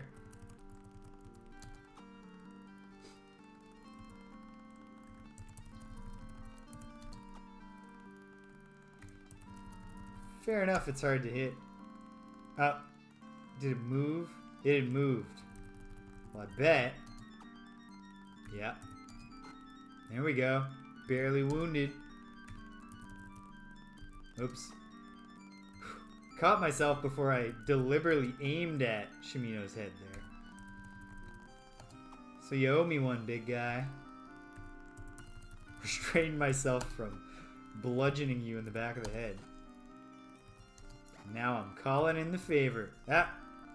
There, twice. Jeez. It's racking up a debt to the Avatar today.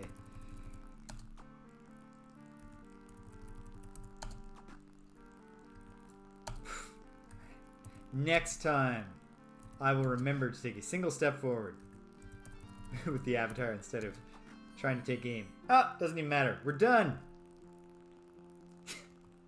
Oh yeah, we found the Cape plans. That was, yeah. Speaking of obnoxious discoveries, bonk him and he becomes a genius.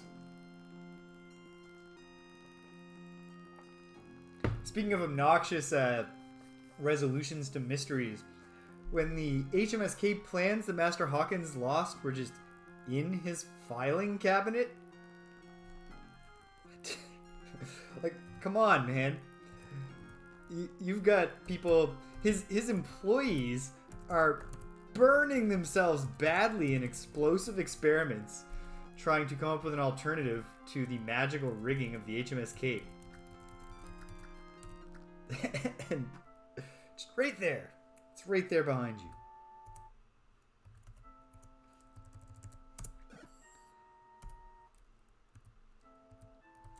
Okay, well, I anticipate the same layout. Lo and behold, rats this time for the opening wave. I don't like their odds.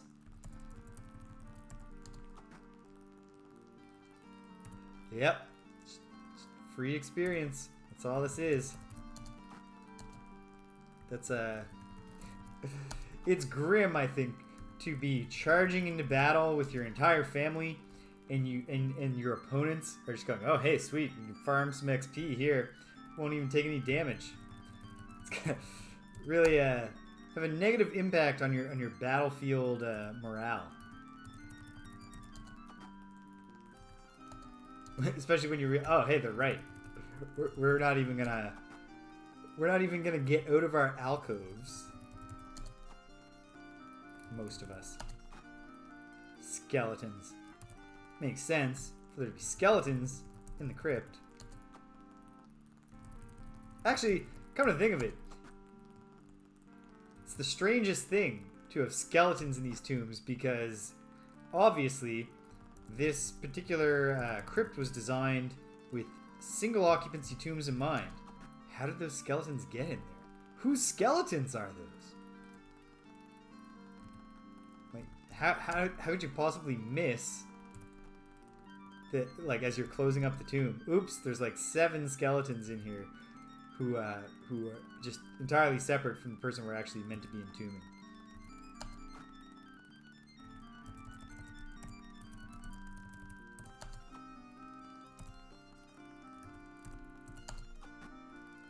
Actually, just reminded me of a made-for-CBC movie that they showed us in school and so when I was a kid. And it was about George's Island, which is an island around here, actually. And there's a legend of buried treasure, buried pirate treasures. So the opening scene, the movie is about a young girl and her grandfather searching for the buried treasure of George's Island. But the opening, like the prologue to the movie, shows the pirates stopping there, and they bury the treasure, and then they're like, I think it is George is actually not the main pirate, but the island is named after him because young George is there. And I'm like, George, you're in charge of guarding the treasure. And he's like, well, how am I going to do that? And then the pirate goes, show him how to guard the treasure, and they cut his head off, and he falls into the hole with the treasure. His ghost will guard the treasure. So that's what happened here. The Lord's servants. You're going to tend to my needs in the afterlife. But how, sir? Oh, don't worry. Don't worry. You'll know what to do when the time comes.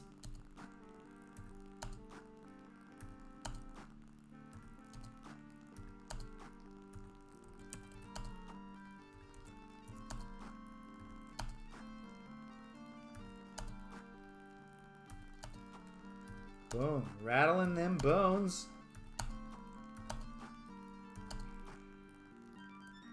A buddy of mine, who sometimes shows up in these chats as Koodles, although not usually during Ultima 5 days.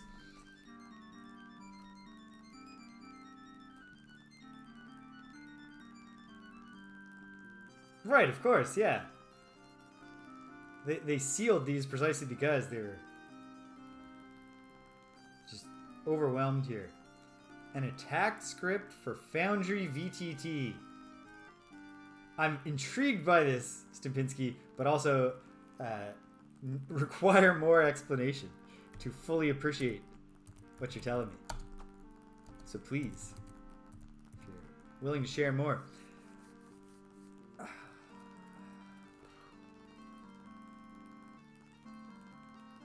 What's it? Oh yeah, my buddy Koodles. You know that Dragon Age game?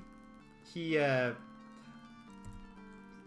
was talking to him about that game once. I was saying, it doesn't really appeal to me. It's not really my thing. But my partner at the time was playing. I was like, she's having fun. It's cool. He was like, oh yeah, I really like Dragon Age because I figured out a way with the like area of effect spells that I never had to actually get in a fight. I would just stand outside the rooms and cast the spell into the room until everything was dead. I do play tabletop RPGs. You recall correctly.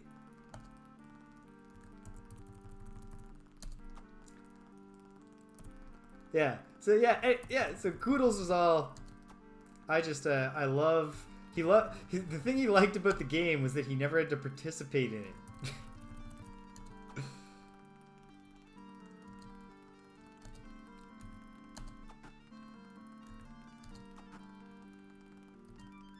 Oof. We boxed the ghost in. Oh, cool.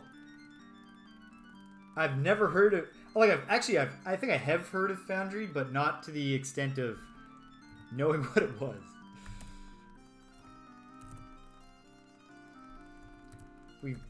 Okay, there. The ghost is finding his way around. Oh, he's disappeared. Oh, he's back. Gonna come out, Mr. Ghost? Well, while we wait... Poisoned.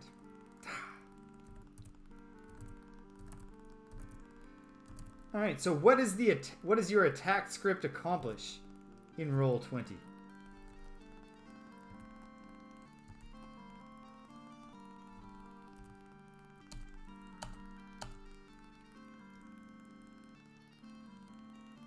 Ooh!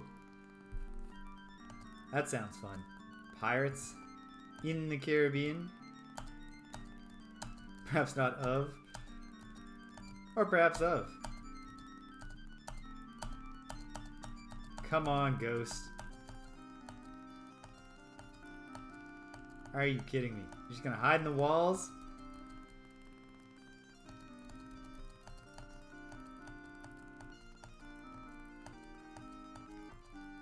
There we go. Here we go. Nice shot, Iolo. Can we finish it off? Not from those angles. Ah! Iolo will finish the job. And the Avatar will steal the meager belongings of this corpse.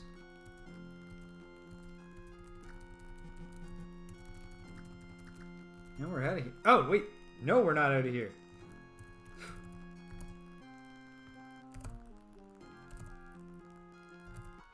Would have missed out on 5 gold if I had just hastily left like that.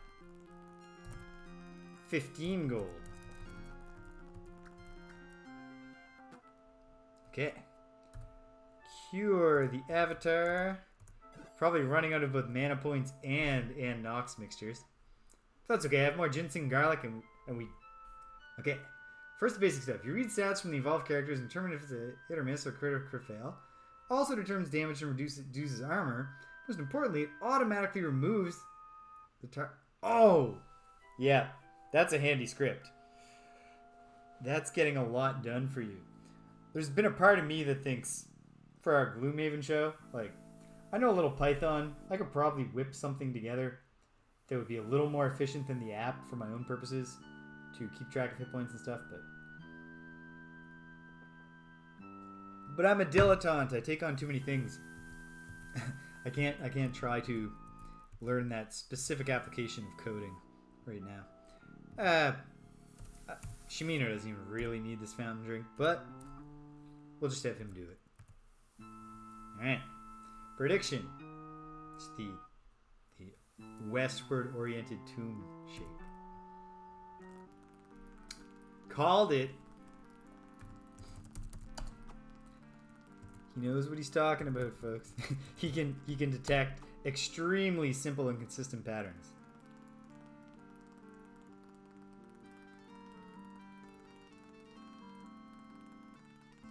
Okay.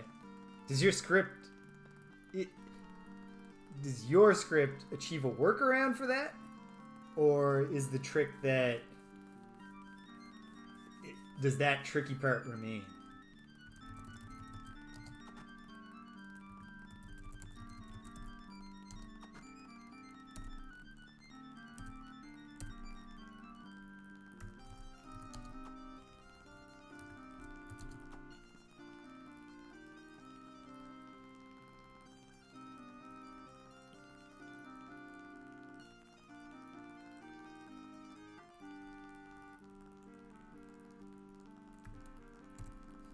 Sorry, anybody watching while I'm just fascinated by Stimpinski's tale of the Foundry script down here. Should be able to keep this extremely simple fight going while not paying attention.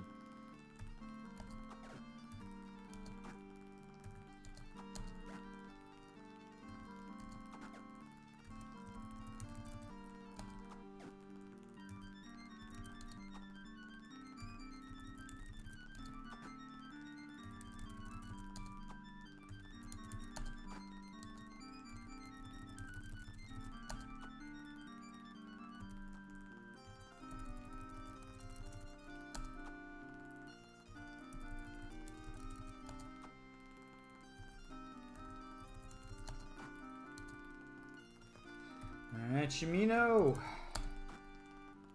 Slimes.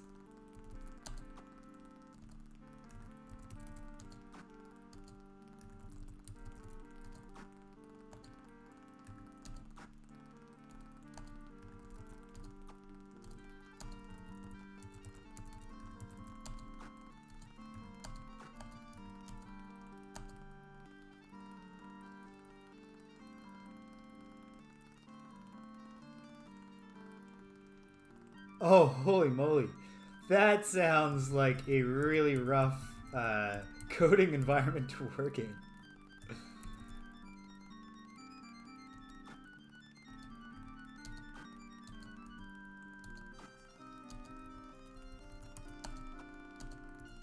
For anybody watching this later, Stavinsky for this Foundry script has to write JavaScript in a little browser window that doesn't do any syntax highlighting, no auto completion. Can't share classes from different scripts. You gotta reintroduce them for each script you want to use. Oh. Oof. Alright. Door pushing time. I mean, grave pushing time. Slime and a ghost. Ah! And immediately the ghost goes into the wall.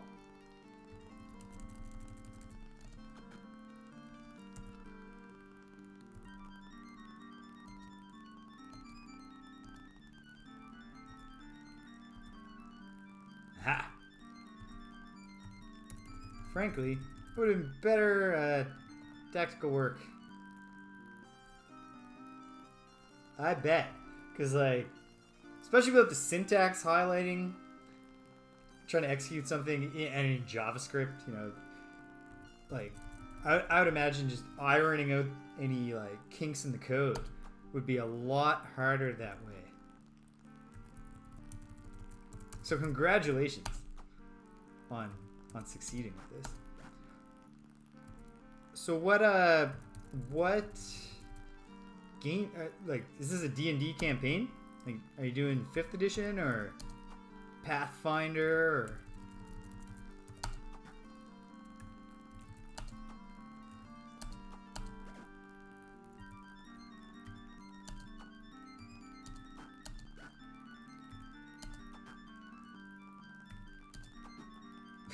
Sorry, Shimino.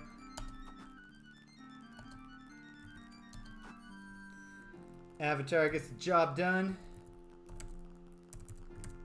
And now, no trap. Babe. I guess, I mean, why trap your... Ooh. Neat.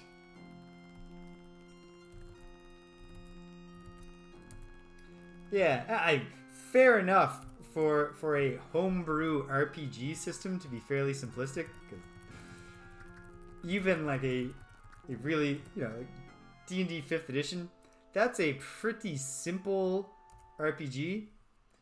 At the same time, it is, hundreds of pages of text. Have I done them all now? No, I didn't do this one. And if I did, what does it matter? I just step right back out. Let Shimino drink from the fountain. I don't think it's going to make a huge difference, but we make him do a lot of the drudge work. So we ought to let him, There. Okay. Last one. I'm going to guess that the bottom array of 3 rooms is going to be a 2-way corridor in the middle and then 2 more of these freaking tombs. But fine. Whatever.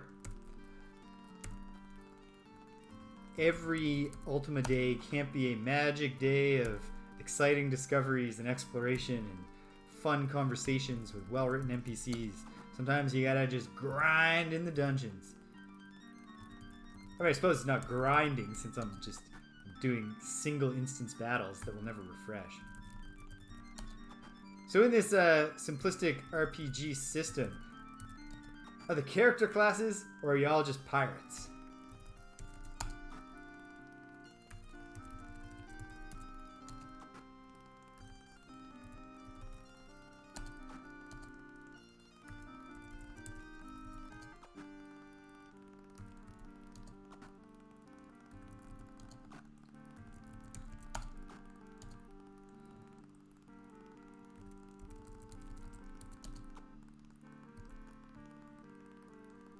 Fair enough.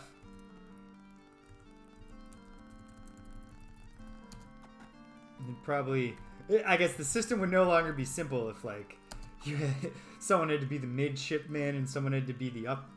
What are those people called? The ones who go and it's been a while now since I played The Return of the Oberdeen. For a very brief time, I was familiar with the standard roles in an 18th, 19th century nautical situation. Getting the hiccups.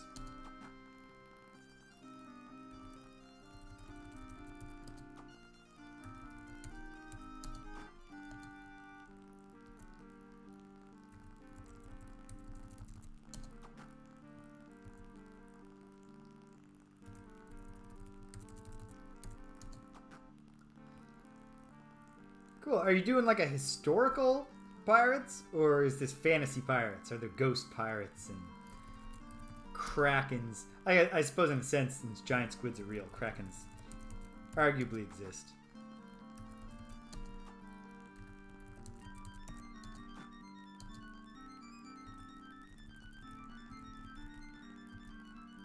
Oh, you do have ship rolls.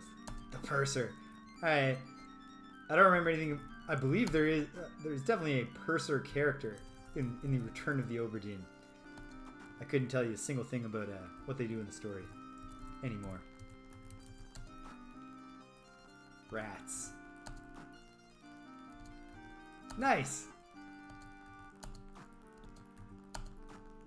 Yeah, there's a wealth of mythological material to use to create nautical horror mythical and folklore and so on. I mean, precisely because pirates were real and they were constantly encountering things that were strange to them, sometimes coming up with unscientific explanations for them. Rats. Oh, yeah, saved himself before that one poisoned him. And before that one poisoned him. Might as well start looting. Rat treasure. Oh ho, my ghostly friend. Welcome to the Terror Dome.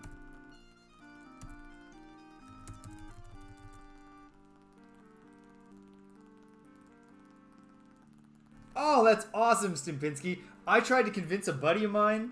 This was before I was even streaming. He was streaming.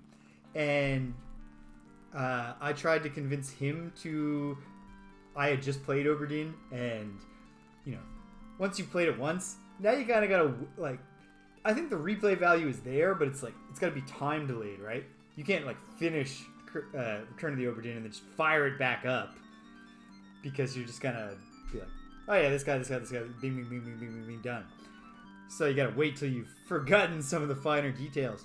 But I tried to convince my buddy to do a stream with me where he would play the game for the first time while I offered advice, or we just talked, or I looked up historical facts about sailing on Wikipedia and shared them with the audience. Did you get that on YouTube or anything? Is it archived somewhere where I could check it out?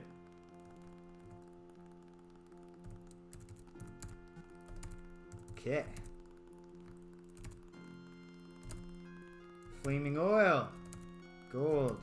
2 keys, torch, and some food. Bury me with my pot of flaming oil. It's the only item in my will.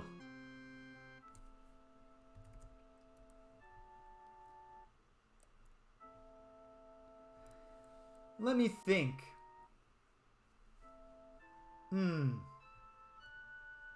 I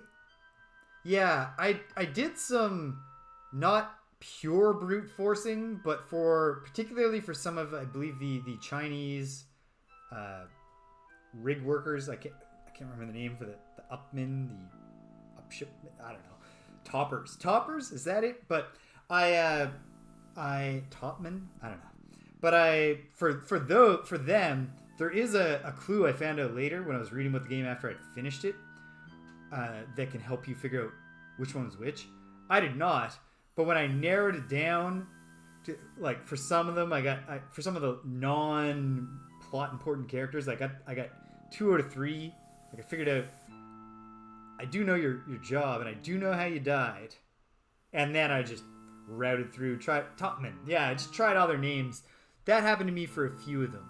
And it's quite possible for some of them there was no way to deduce it. I did learn later that it's like in one of the very, very early chapters, before the Eldritch horrors have been enraged, there are you can find, like, you look at their boots or something, and, like, yeah, the numbers in the hammocks and the boots and stuff.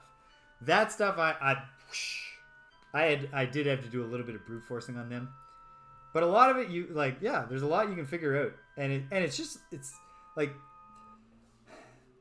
I understand it was a ton of work for this one guy, and that also that he, as a developer, doesn't like to repeat his ideas, because, like, obviously Obra Dinn is nothing like Papers, Please.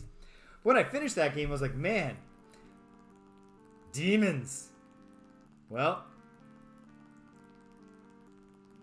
we're gonna find out if we are in demon killing form yet. My guess is no. Should we flee? No. Gotta find out eventually, right?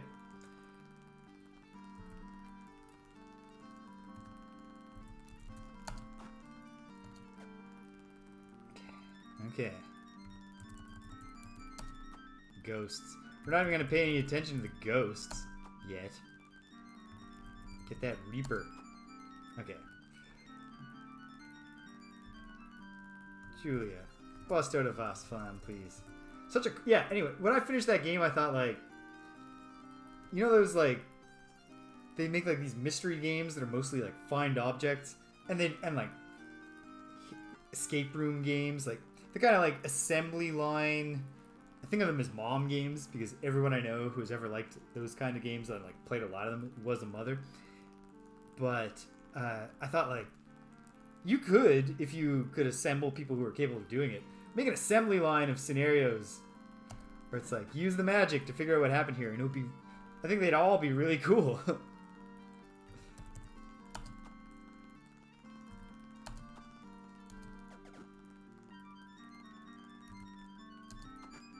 Okay, the Reaper is no longer a concern. So these demons, the major threat, at least they disincorporate. I don't think that's a word. But they possess, they cease to exist, which is nice. We'll have that going for us. We gotta get Jana out of the corner here. Alright, team. Do some advancing. Iolo, step to the side.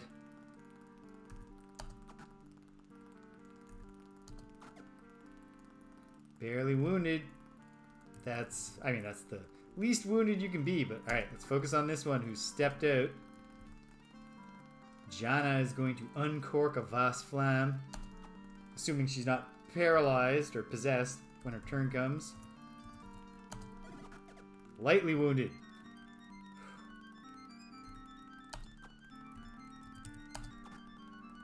Still lightly wounded.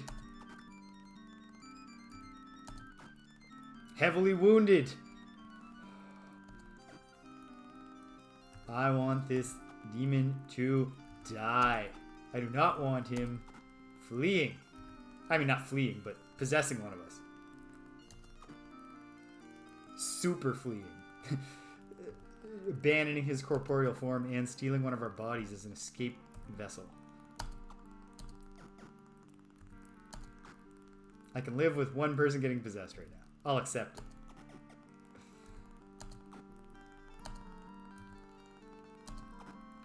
Critical. This is it. This is it. We're gonna get our first demon kill. Yes. Alright. That feels good. Of course, we're only halfway there.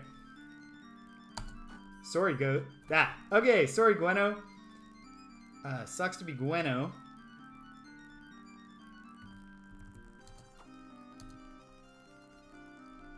But the rest of us can just try to get the job done here. Keep an eye on everyone who Gweno is surrounding. One ghost is dead. Yeah, it was definitely there was some luck there. Like, you know, we had the firepower to get the job done, but of course that demon had the option at any time of summoning more allies or possessing us, and it just chose not to. He got cocky. He wanted to show that he could go toe-to-toe with the Avatar and 5 of his companions. He fucked around, he found out.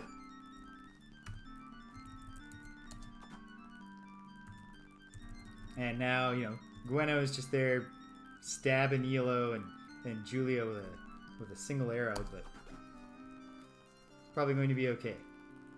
What's happened here? What? That doesn't matter. Oh, just Gweno is staying highlighted while she's possessed. Okay, now I gotta remind myself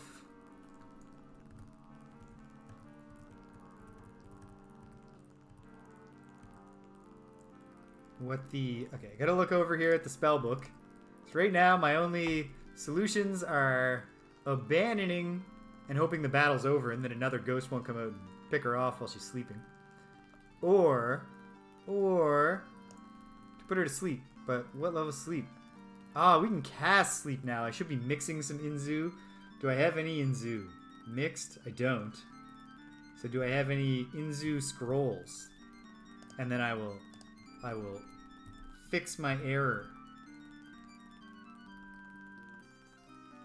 No, that's Insanct. Alright. Okay. We've got to hope that this is that it's okay to leave. You know what? It obviously isn't. Something just attacked from in there. I don't want to lose the battle.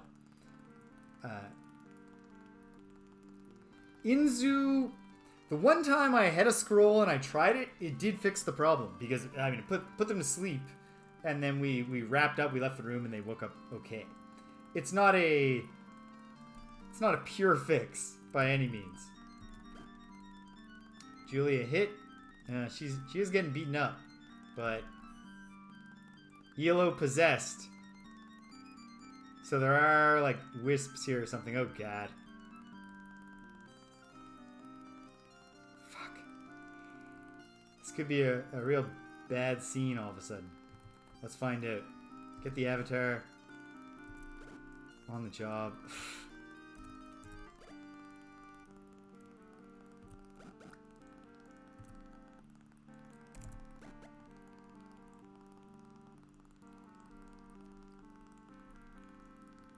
Yeah, that's a good point. That could be a useful combo. Okay. Tough to say. Ugh, this is not good right now. But, okay, see nothing else that's going to possess us. Let's get fleeing, team. Let's abandon our friends and hope there's nothing left to just kill them. If there is, we can afford to resurrect them.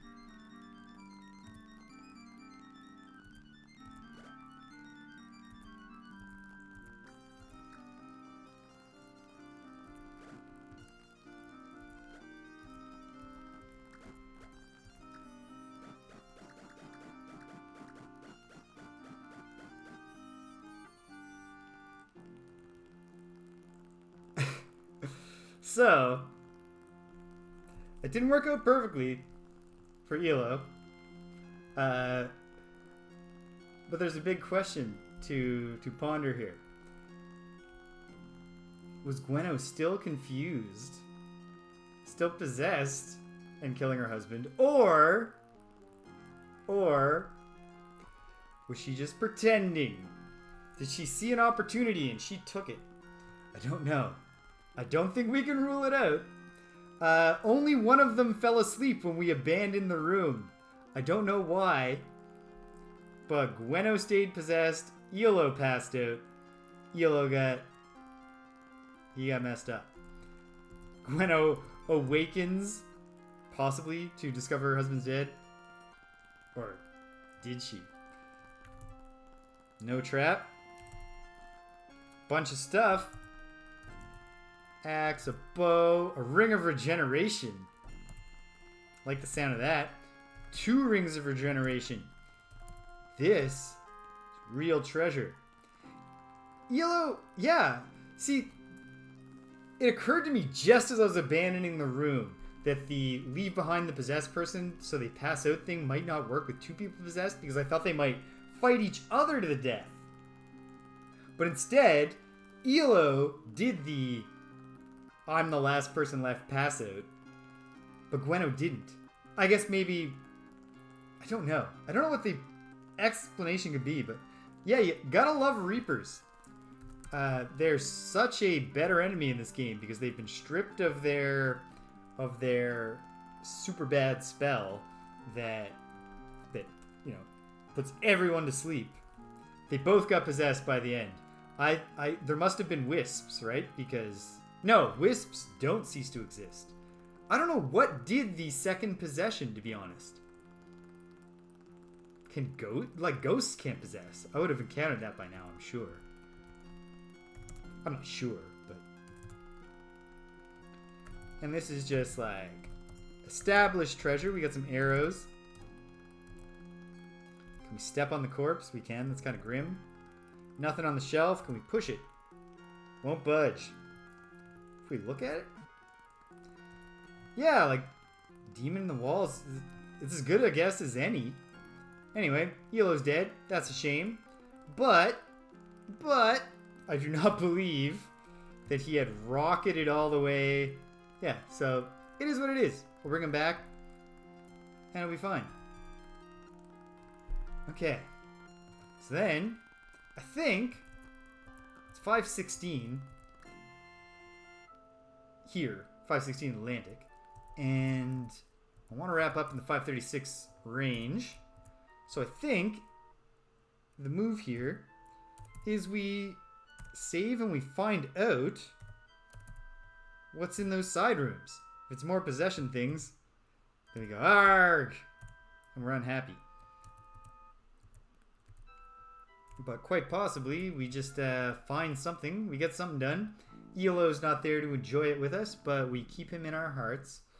Except possibly for Gwenno. And then we get out of here. And we go find a healer, and we wrap up by bringing Iolo back. Getting him back on his feet. So here we go. Back in. Entering the room. Let's see what's to the west. I still think I would still predict just a generic tomb, but I'm less confident in that prediction after the game actually did something else. The game. The Crypt Architect. Here we go. It's just a tomb. Okay, well, I'm very happy to have slain a demon.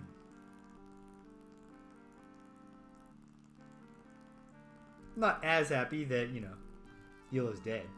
Not happy at all that Iolo's dead. Don't take this the wrong way, Iolo. When I said less happy, I meant entirely, like, zero happy. No happiness remains. Alright. Knocking stuff out. Killing them from a distance. No threat from these slimes at all. Just farming experience right now. For everyone with that spoony bird, Iolo Fitzoen. It's the only one whose surname I know. Off the top of my head. I'm sure they all have surnames. I'm sure at some point in the series, well, it's possible at some point in the series, that their surnames will start to actually like appear on the status screen as the game gets fancier.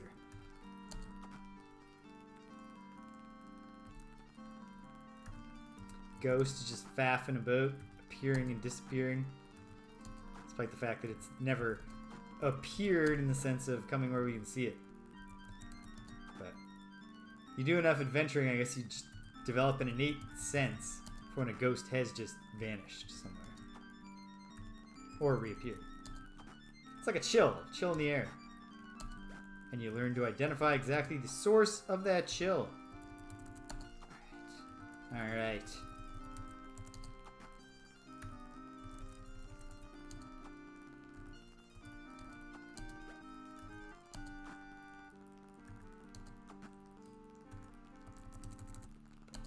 Boom, boom, boom.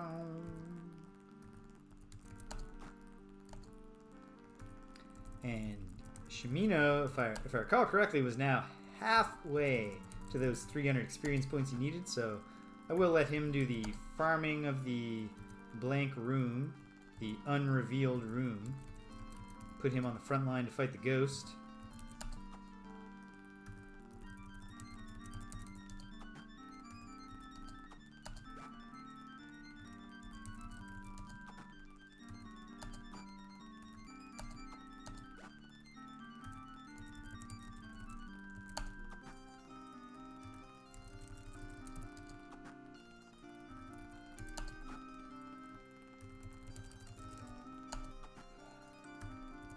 Big week ahead of me, but mostly in exciting ways. My first years have their first big assignment due, so this is always an exciting time for me because exciting but also busy because they're gonna start really wanting my assistance with that assignment.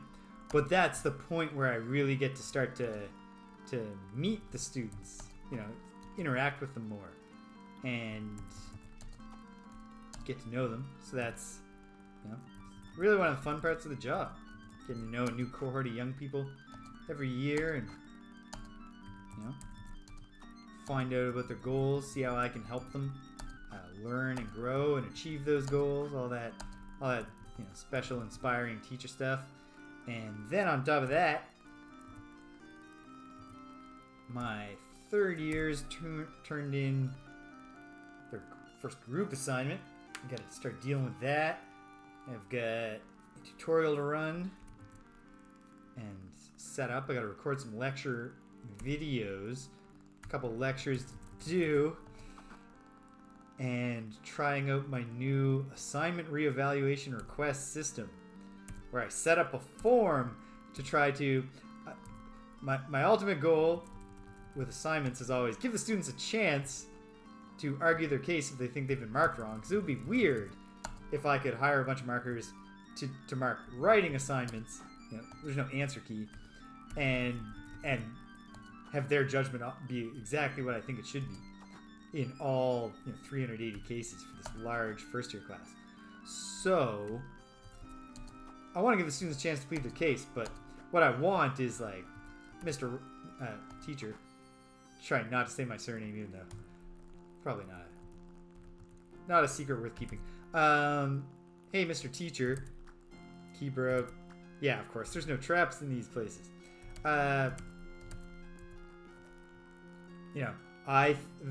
The marker said that I had, sections that lacked unity, but I think all of my sections are unified. The marker said that I didn't address the requirement to discuss the societal impact of the technology, but I think that this section, even though the heading does not say societal impact, clearly discusses an impact-related topic. That's what I want, substantive critiques that tell me what part of the assignment to look at, because I don't want to go through, say 200 students who aren't happy with their grade and just mark their assignments again. That's impossible. So I want them to make substantive critiques, and I do not want, Mr. Ross, I'm an A student, so how could I get a B+? I don't want that stuff, and you get that sometimes. And so I made a form and a Dropbox system where they can pass it in. I'm hoping that it both encourages them to make substantive, intellectual objections to their grades if they have objections to raise, and I hope that the process also streamlines the part of the job where I'm like finding all the necessary files and getting my stuff in order before I can reevaluate their assignment.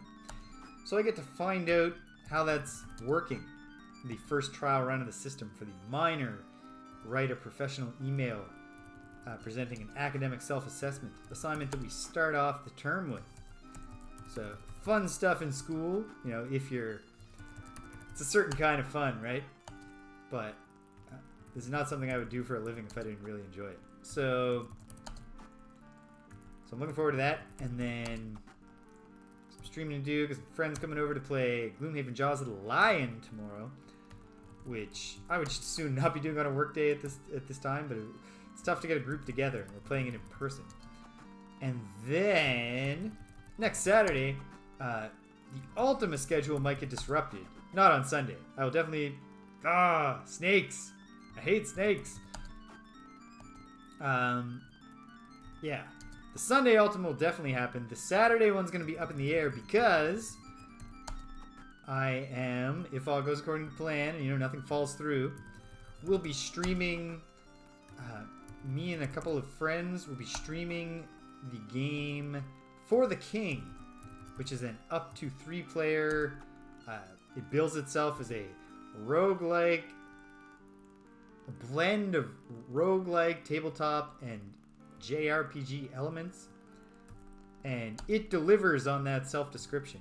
It's a cool, charming little game that I've only ever played 2-player with my lady friend, but we're gonna get a friend of hers in on it, and my suspicion is that the level of fun you can have with this For the King game has a direct correlation to how many players. I suspect that it's quite a bit of fun 2-player. I think it'll be less fun 1-player. I think it will be a lot of fun 3-player. And then I think it'll be a fun stream. So I'm really looking forward to trying that out. Bringing some new faces into the 58 Dream Street family, so to speak. And yeah. And then I get to play more Ultima, at least on Sunday. And at this point in the game, there hasn't been a time that I've been not looking forward to playing Ultima 5 since I started it, because, quite frankly, I love this game. But it's getting more and more exciting as I learn more and accumulate more skills and knowledge and magical items, explore more of the world, clarify how I'm going, we knew from the very start, just like you're playing Breath of the Wild, destroy Ganon. Yes, that's what you gotta do, but restore Lord British to the throne, but I know more and more about what it takes to do that. And so we're really in gear with the quest, and I'm loving that. So, yeah. I'm in a good place. I'm in a busy place where, like, I haven't read for pleasure in an entire month, which is not great. But I remember exactly where I am in Children of Dune, so that's okay. I'll get back to it. And lousy pythons. Yeah, how do you like that? Alright, Shimino, kill these snakes.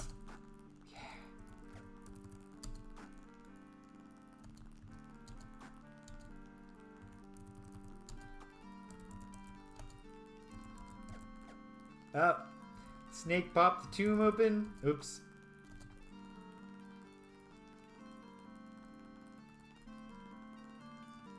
Yeah, it is a satisfying, you know, it gets that power fantasy aspect that a lot of RPGs, especially like the more straight ahead dungeon crawlers, really go for. It achieves that while also just being a game that has so much going on in it that has nothing to do with how powerful you are. Like it's got a great story. It's a lot of fun to... Oh, the ghost is here somewhere. Yeah, it'll show itself.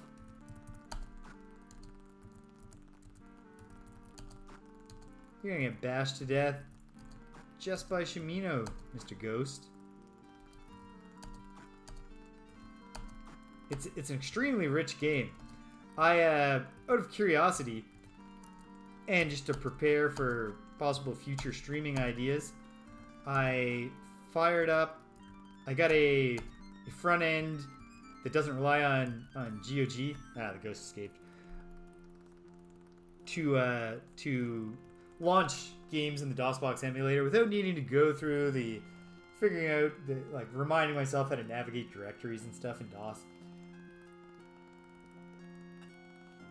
Did tons of that when I was a kid, but if I can avoid it, now I have nothing to prove about my ability to do that. So I set that up so I could do abandonware games that you can't buy through Steam or GOG. And since I am interested in just exploring the roots of the RPG genre, I've been thinking about what to me are the four pillars of PC RPGs: Ultima, Wizardry, Might and Magic, Bard's Tale. So I fired up the Bard's Tale just for a few minutes the other day, and I can tell that it's cool, and that eventually, in the fullness of time, I will probably get into it and have a lot of fun. Oops. But it has not aged as gracefully in a lot of its user interface stuff compared to Ultima. Especially like Ultima 4 still definitely has some stuff in it that didn't age great. Like the decision to force you to have a party of 8, and then you wind up in some situations, right, where it's just clumsy to navigate your way out of these rooms. It's not that much less clumsy in this game, but it's unclumsy enough. Many improvements here, but either way, like this game, despite like I'm sure someone would say the graphics are primitive, and fair enough. I mean, there's minimal animation. The characters can't face in different directions. PCs at the time were not built the same way that, say, the Nintendo Entertainment System was. Less powerful, but really well set up for things like animation. So I fired up Bard's Tale, and the first thing is that, the hub world, as it were, of the Bard's Tale, a city called Skara Brae, because apparently there was one dude who contributed at some point to Ultima, probably to Ultima 4, and contributed at some point to Wizardry or Might and Magic, and contributed at some point to, obviously, to the first Bard's Tale. And so they all have a city called Skara Brae. And in Bard's Tale, the whole game is set inside the city. You're trapped in the walled city that's under attack by a wizard. You have to save the city. And exploring the city is a little rough because all the buildings look exactly the same. To find out what a building is, the only way you can do it is you gotta stand in front of it and turn to face it. So that right off the bat is kind of just like, whew. And then the battles are kind of Dragon Quest Wizardry style, just round-based input all your commands, and it's parties of 6, and they're rows, so the people in the front row can attack with anything, but the people in the back row need melee or magic, not ranged or magic weapons, to attack from the back. And yes, the one dude was some kind of history enthusiast or whatever to take the real Skara Brae. I don't actually know much of anything about the historical Skara Brae, but yeah, it all looks exactly the same. So to begin with, that's just like, whew, navigating in first person like this with the samey graphics can be pretty tough. However, oops. No, that's not the way out. What's the... Remind myself. Wait, actually, what did that text say? The crypt. Okay. Just another reminder that I'm in the crypt. So... Oh, I'm on the first floor. Jeez. It's the only reminder that I'm in the crypt.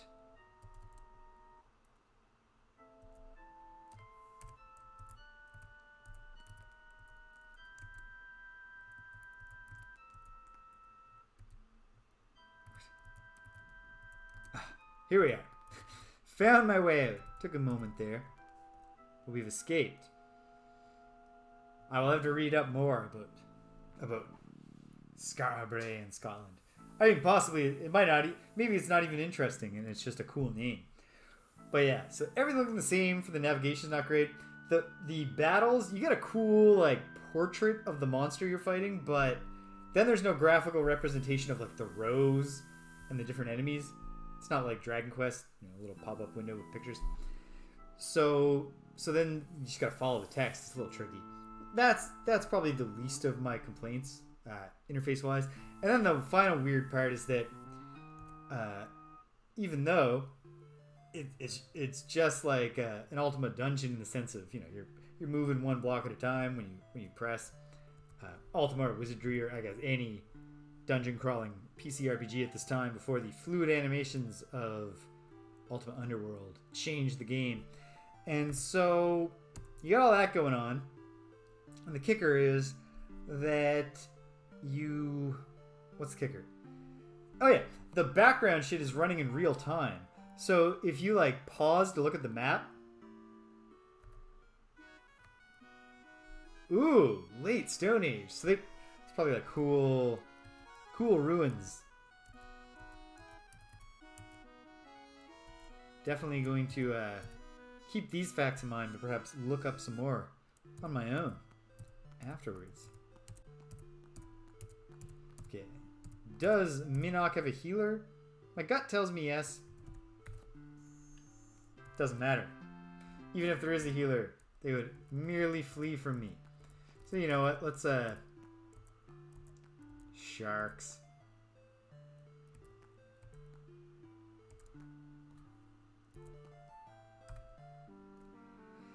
Alright. Jana. Go nuts, girl. So definitely the next person, Shimino's going to get to level 6 first, but obviously then I want my main spellcaster there. The more powerful spells.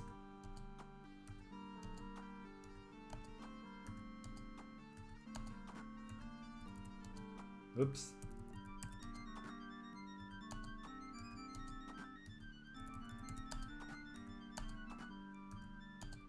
Yeah, so you turn to look at the map here in the Bard's Tale for a moment or something while you explore Skara Brae. You look back up and you're in a fight. It takes the sometimes tedious experience of random, unseen, unpredicted encounters in an RPG to a whole new level when it's happening in real time. Kind of weird. I'm still like, it was enough to intrigue me. I might look into the remastered version because it looks like they didn't really change the game, but the enhanced graphics cause the city to look different. I don't know. At any rate, I suspect I'm just barreling through Ultima first because I do think that no matter what, this is going to turn out to be the RPG that, the classic RPG series that really has my heart the most. Because it always had Like, I've always had that fascination with it. Left over from my youthful experience, my buddy having it, and us, Ultima 6, and us being unable to accomplish anything. But being fascinated nonetheless. Where's this? Oh, this must be just the area around Serpent's Hole. In fact, this might even be Serpent's Isle. Well, if it is, we're camping on it. And if it's not, we're camping on some other island. Yikes! Alright. Gotta hang on a little longer, Iolo.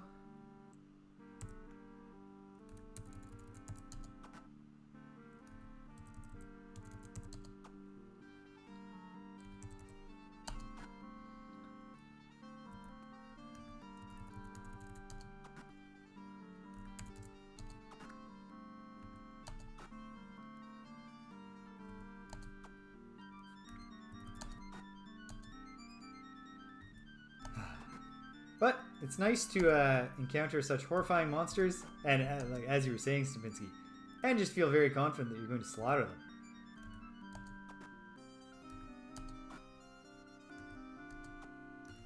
I remember my first encounter with a headless, at least as an adult that I can remember, was in Ultima Underworld, and certainly not only did it kill me, so it was scary in that sense, because now I felt threatened by the headless, but also they're ugly, right? I mean, not only are they headless, which is an uncanny way for a biped to appear, but the parts they do have, it's not like they're just regular looking people with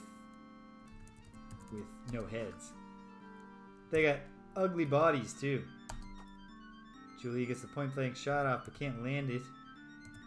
Can Gweno hit that? Nah, I didn't think so.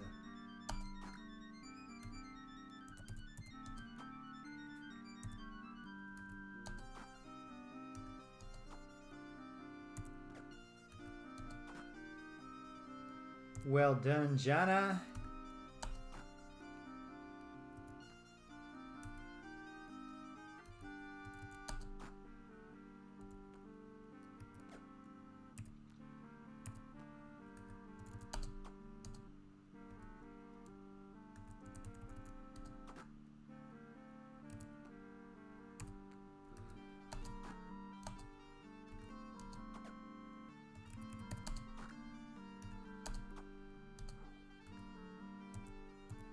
I feel like I might be running out of steam on my ability to just keep an endless stream of chatter going.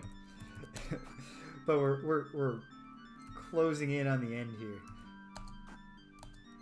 So that's okay. We can wind down.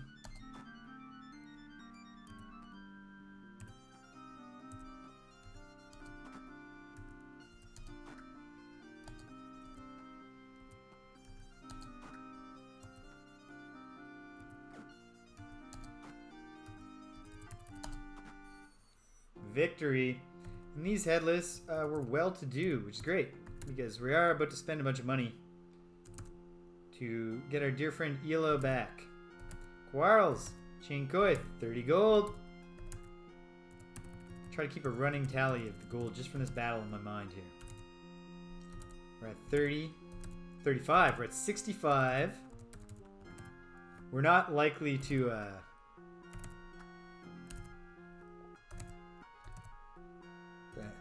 73, yeah.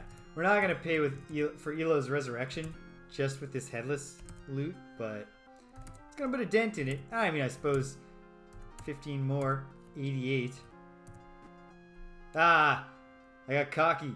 None of the other ones were trapped. And now we're poisoned. Ah, well. It's not the end of the world. Help him out, Avatar. Good work. Alright, we're done here. Let's see if we have more luck. Julie on the watch. Playing us a song. Catching some Z's. The night's passing. We're in the clear. Okay. Ah, there's Serpent's Hold. I was correct. I'm on Serpent's Isle. Very nice. Alright, shooting around, finding our way through the islands, shooting north, back to Britain.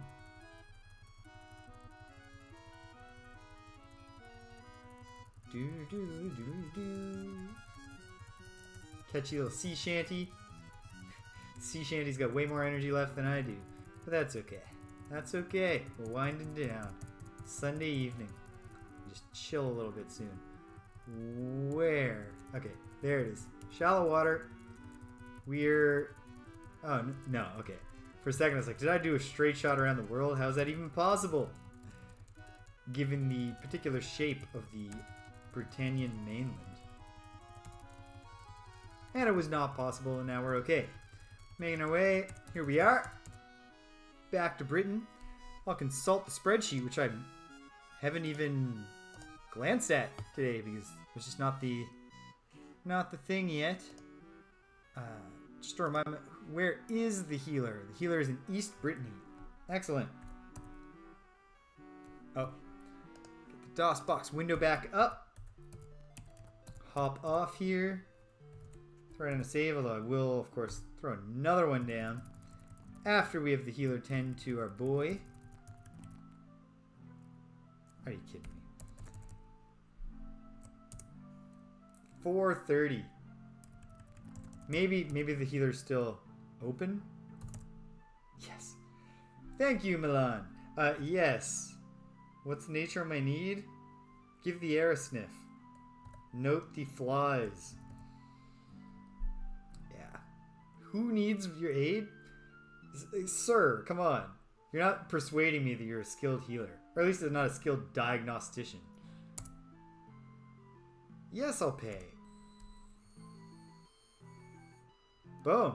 Thank you. No. I appreciate thy assistance, friend. I'm kind of curious if I can talk to your patients here. Probably not. You wanna... Come on. Come on. Come on. Yeah. Probably just sleeping. Yeah. Okay. Don't want to get Milan upset with me because I'm hassling his patients. Alright. That's a wrap. So, Dungeon Covetous, not super exciting. But let's see how we're doing. There's the save. So I'm covered there. I will do my best to remember all week to mix more Inzu. Induce sleep. Induce slumber. But let's look here. What do we get? What do we get? 1229? Not bad. That's real good. Yeah, and another thing about progress. Yes, Iolo got killed again. But this time we got him back right away. And it didn't even like break the bank. Advancement. Progress. And look, he's almost caught up to Julia. That's great. Gweno. It's got a nice consistent number. And Jana, as predicted, is nipping at Shimino's heels now. She's got a little ways to go, but she's pulling away from the rest of us. We'll see what happens to Iolo once we take him on a quest and don't get him killed. Because he does have that magic axe. Alright. I don't know that next Saturday I'm going to go right back to Covetous. Just because, like I said, it's kind of dull so far and I don't have any particular leads. So maybe it'll be time to keep exploring. Or I don't think I'm brave enough to try Dungeon Deceit again just yet. Because I don't have a great wisp fighting strategy. Oh, there might be something. You know what? I got a whole week to think about it. But what we're definitely going to do next weekend is play Ultima at least on Sunday as scheduled. Hopefully on Saturday, as I literally have every Saturday on the weekends that I've been playing this. Oh, yeah. Inarguably, the Avatar as the main guy and the the guy with the all-arounder stats, right? And who gets mage level magic, like his magic corresponds right there, is definitely one of the ones you, if not the one. In fact, I mean, he's got more intelligence than the actual dedicated spellcaster. So if anything, it's just my own personal preference to smooth it, have the magic user be the main magic user. But you know what? Yeah. I mean, the Avatar's, he's coming along. And if we do go back to Covetous, him and Shimino will keep taking turns just swinging wildly into the tombs. So, yeah. Back here next Sunday for sure. Next Saturday depends on if I can squeeze it in while also debuting the For the King stream. And that's that.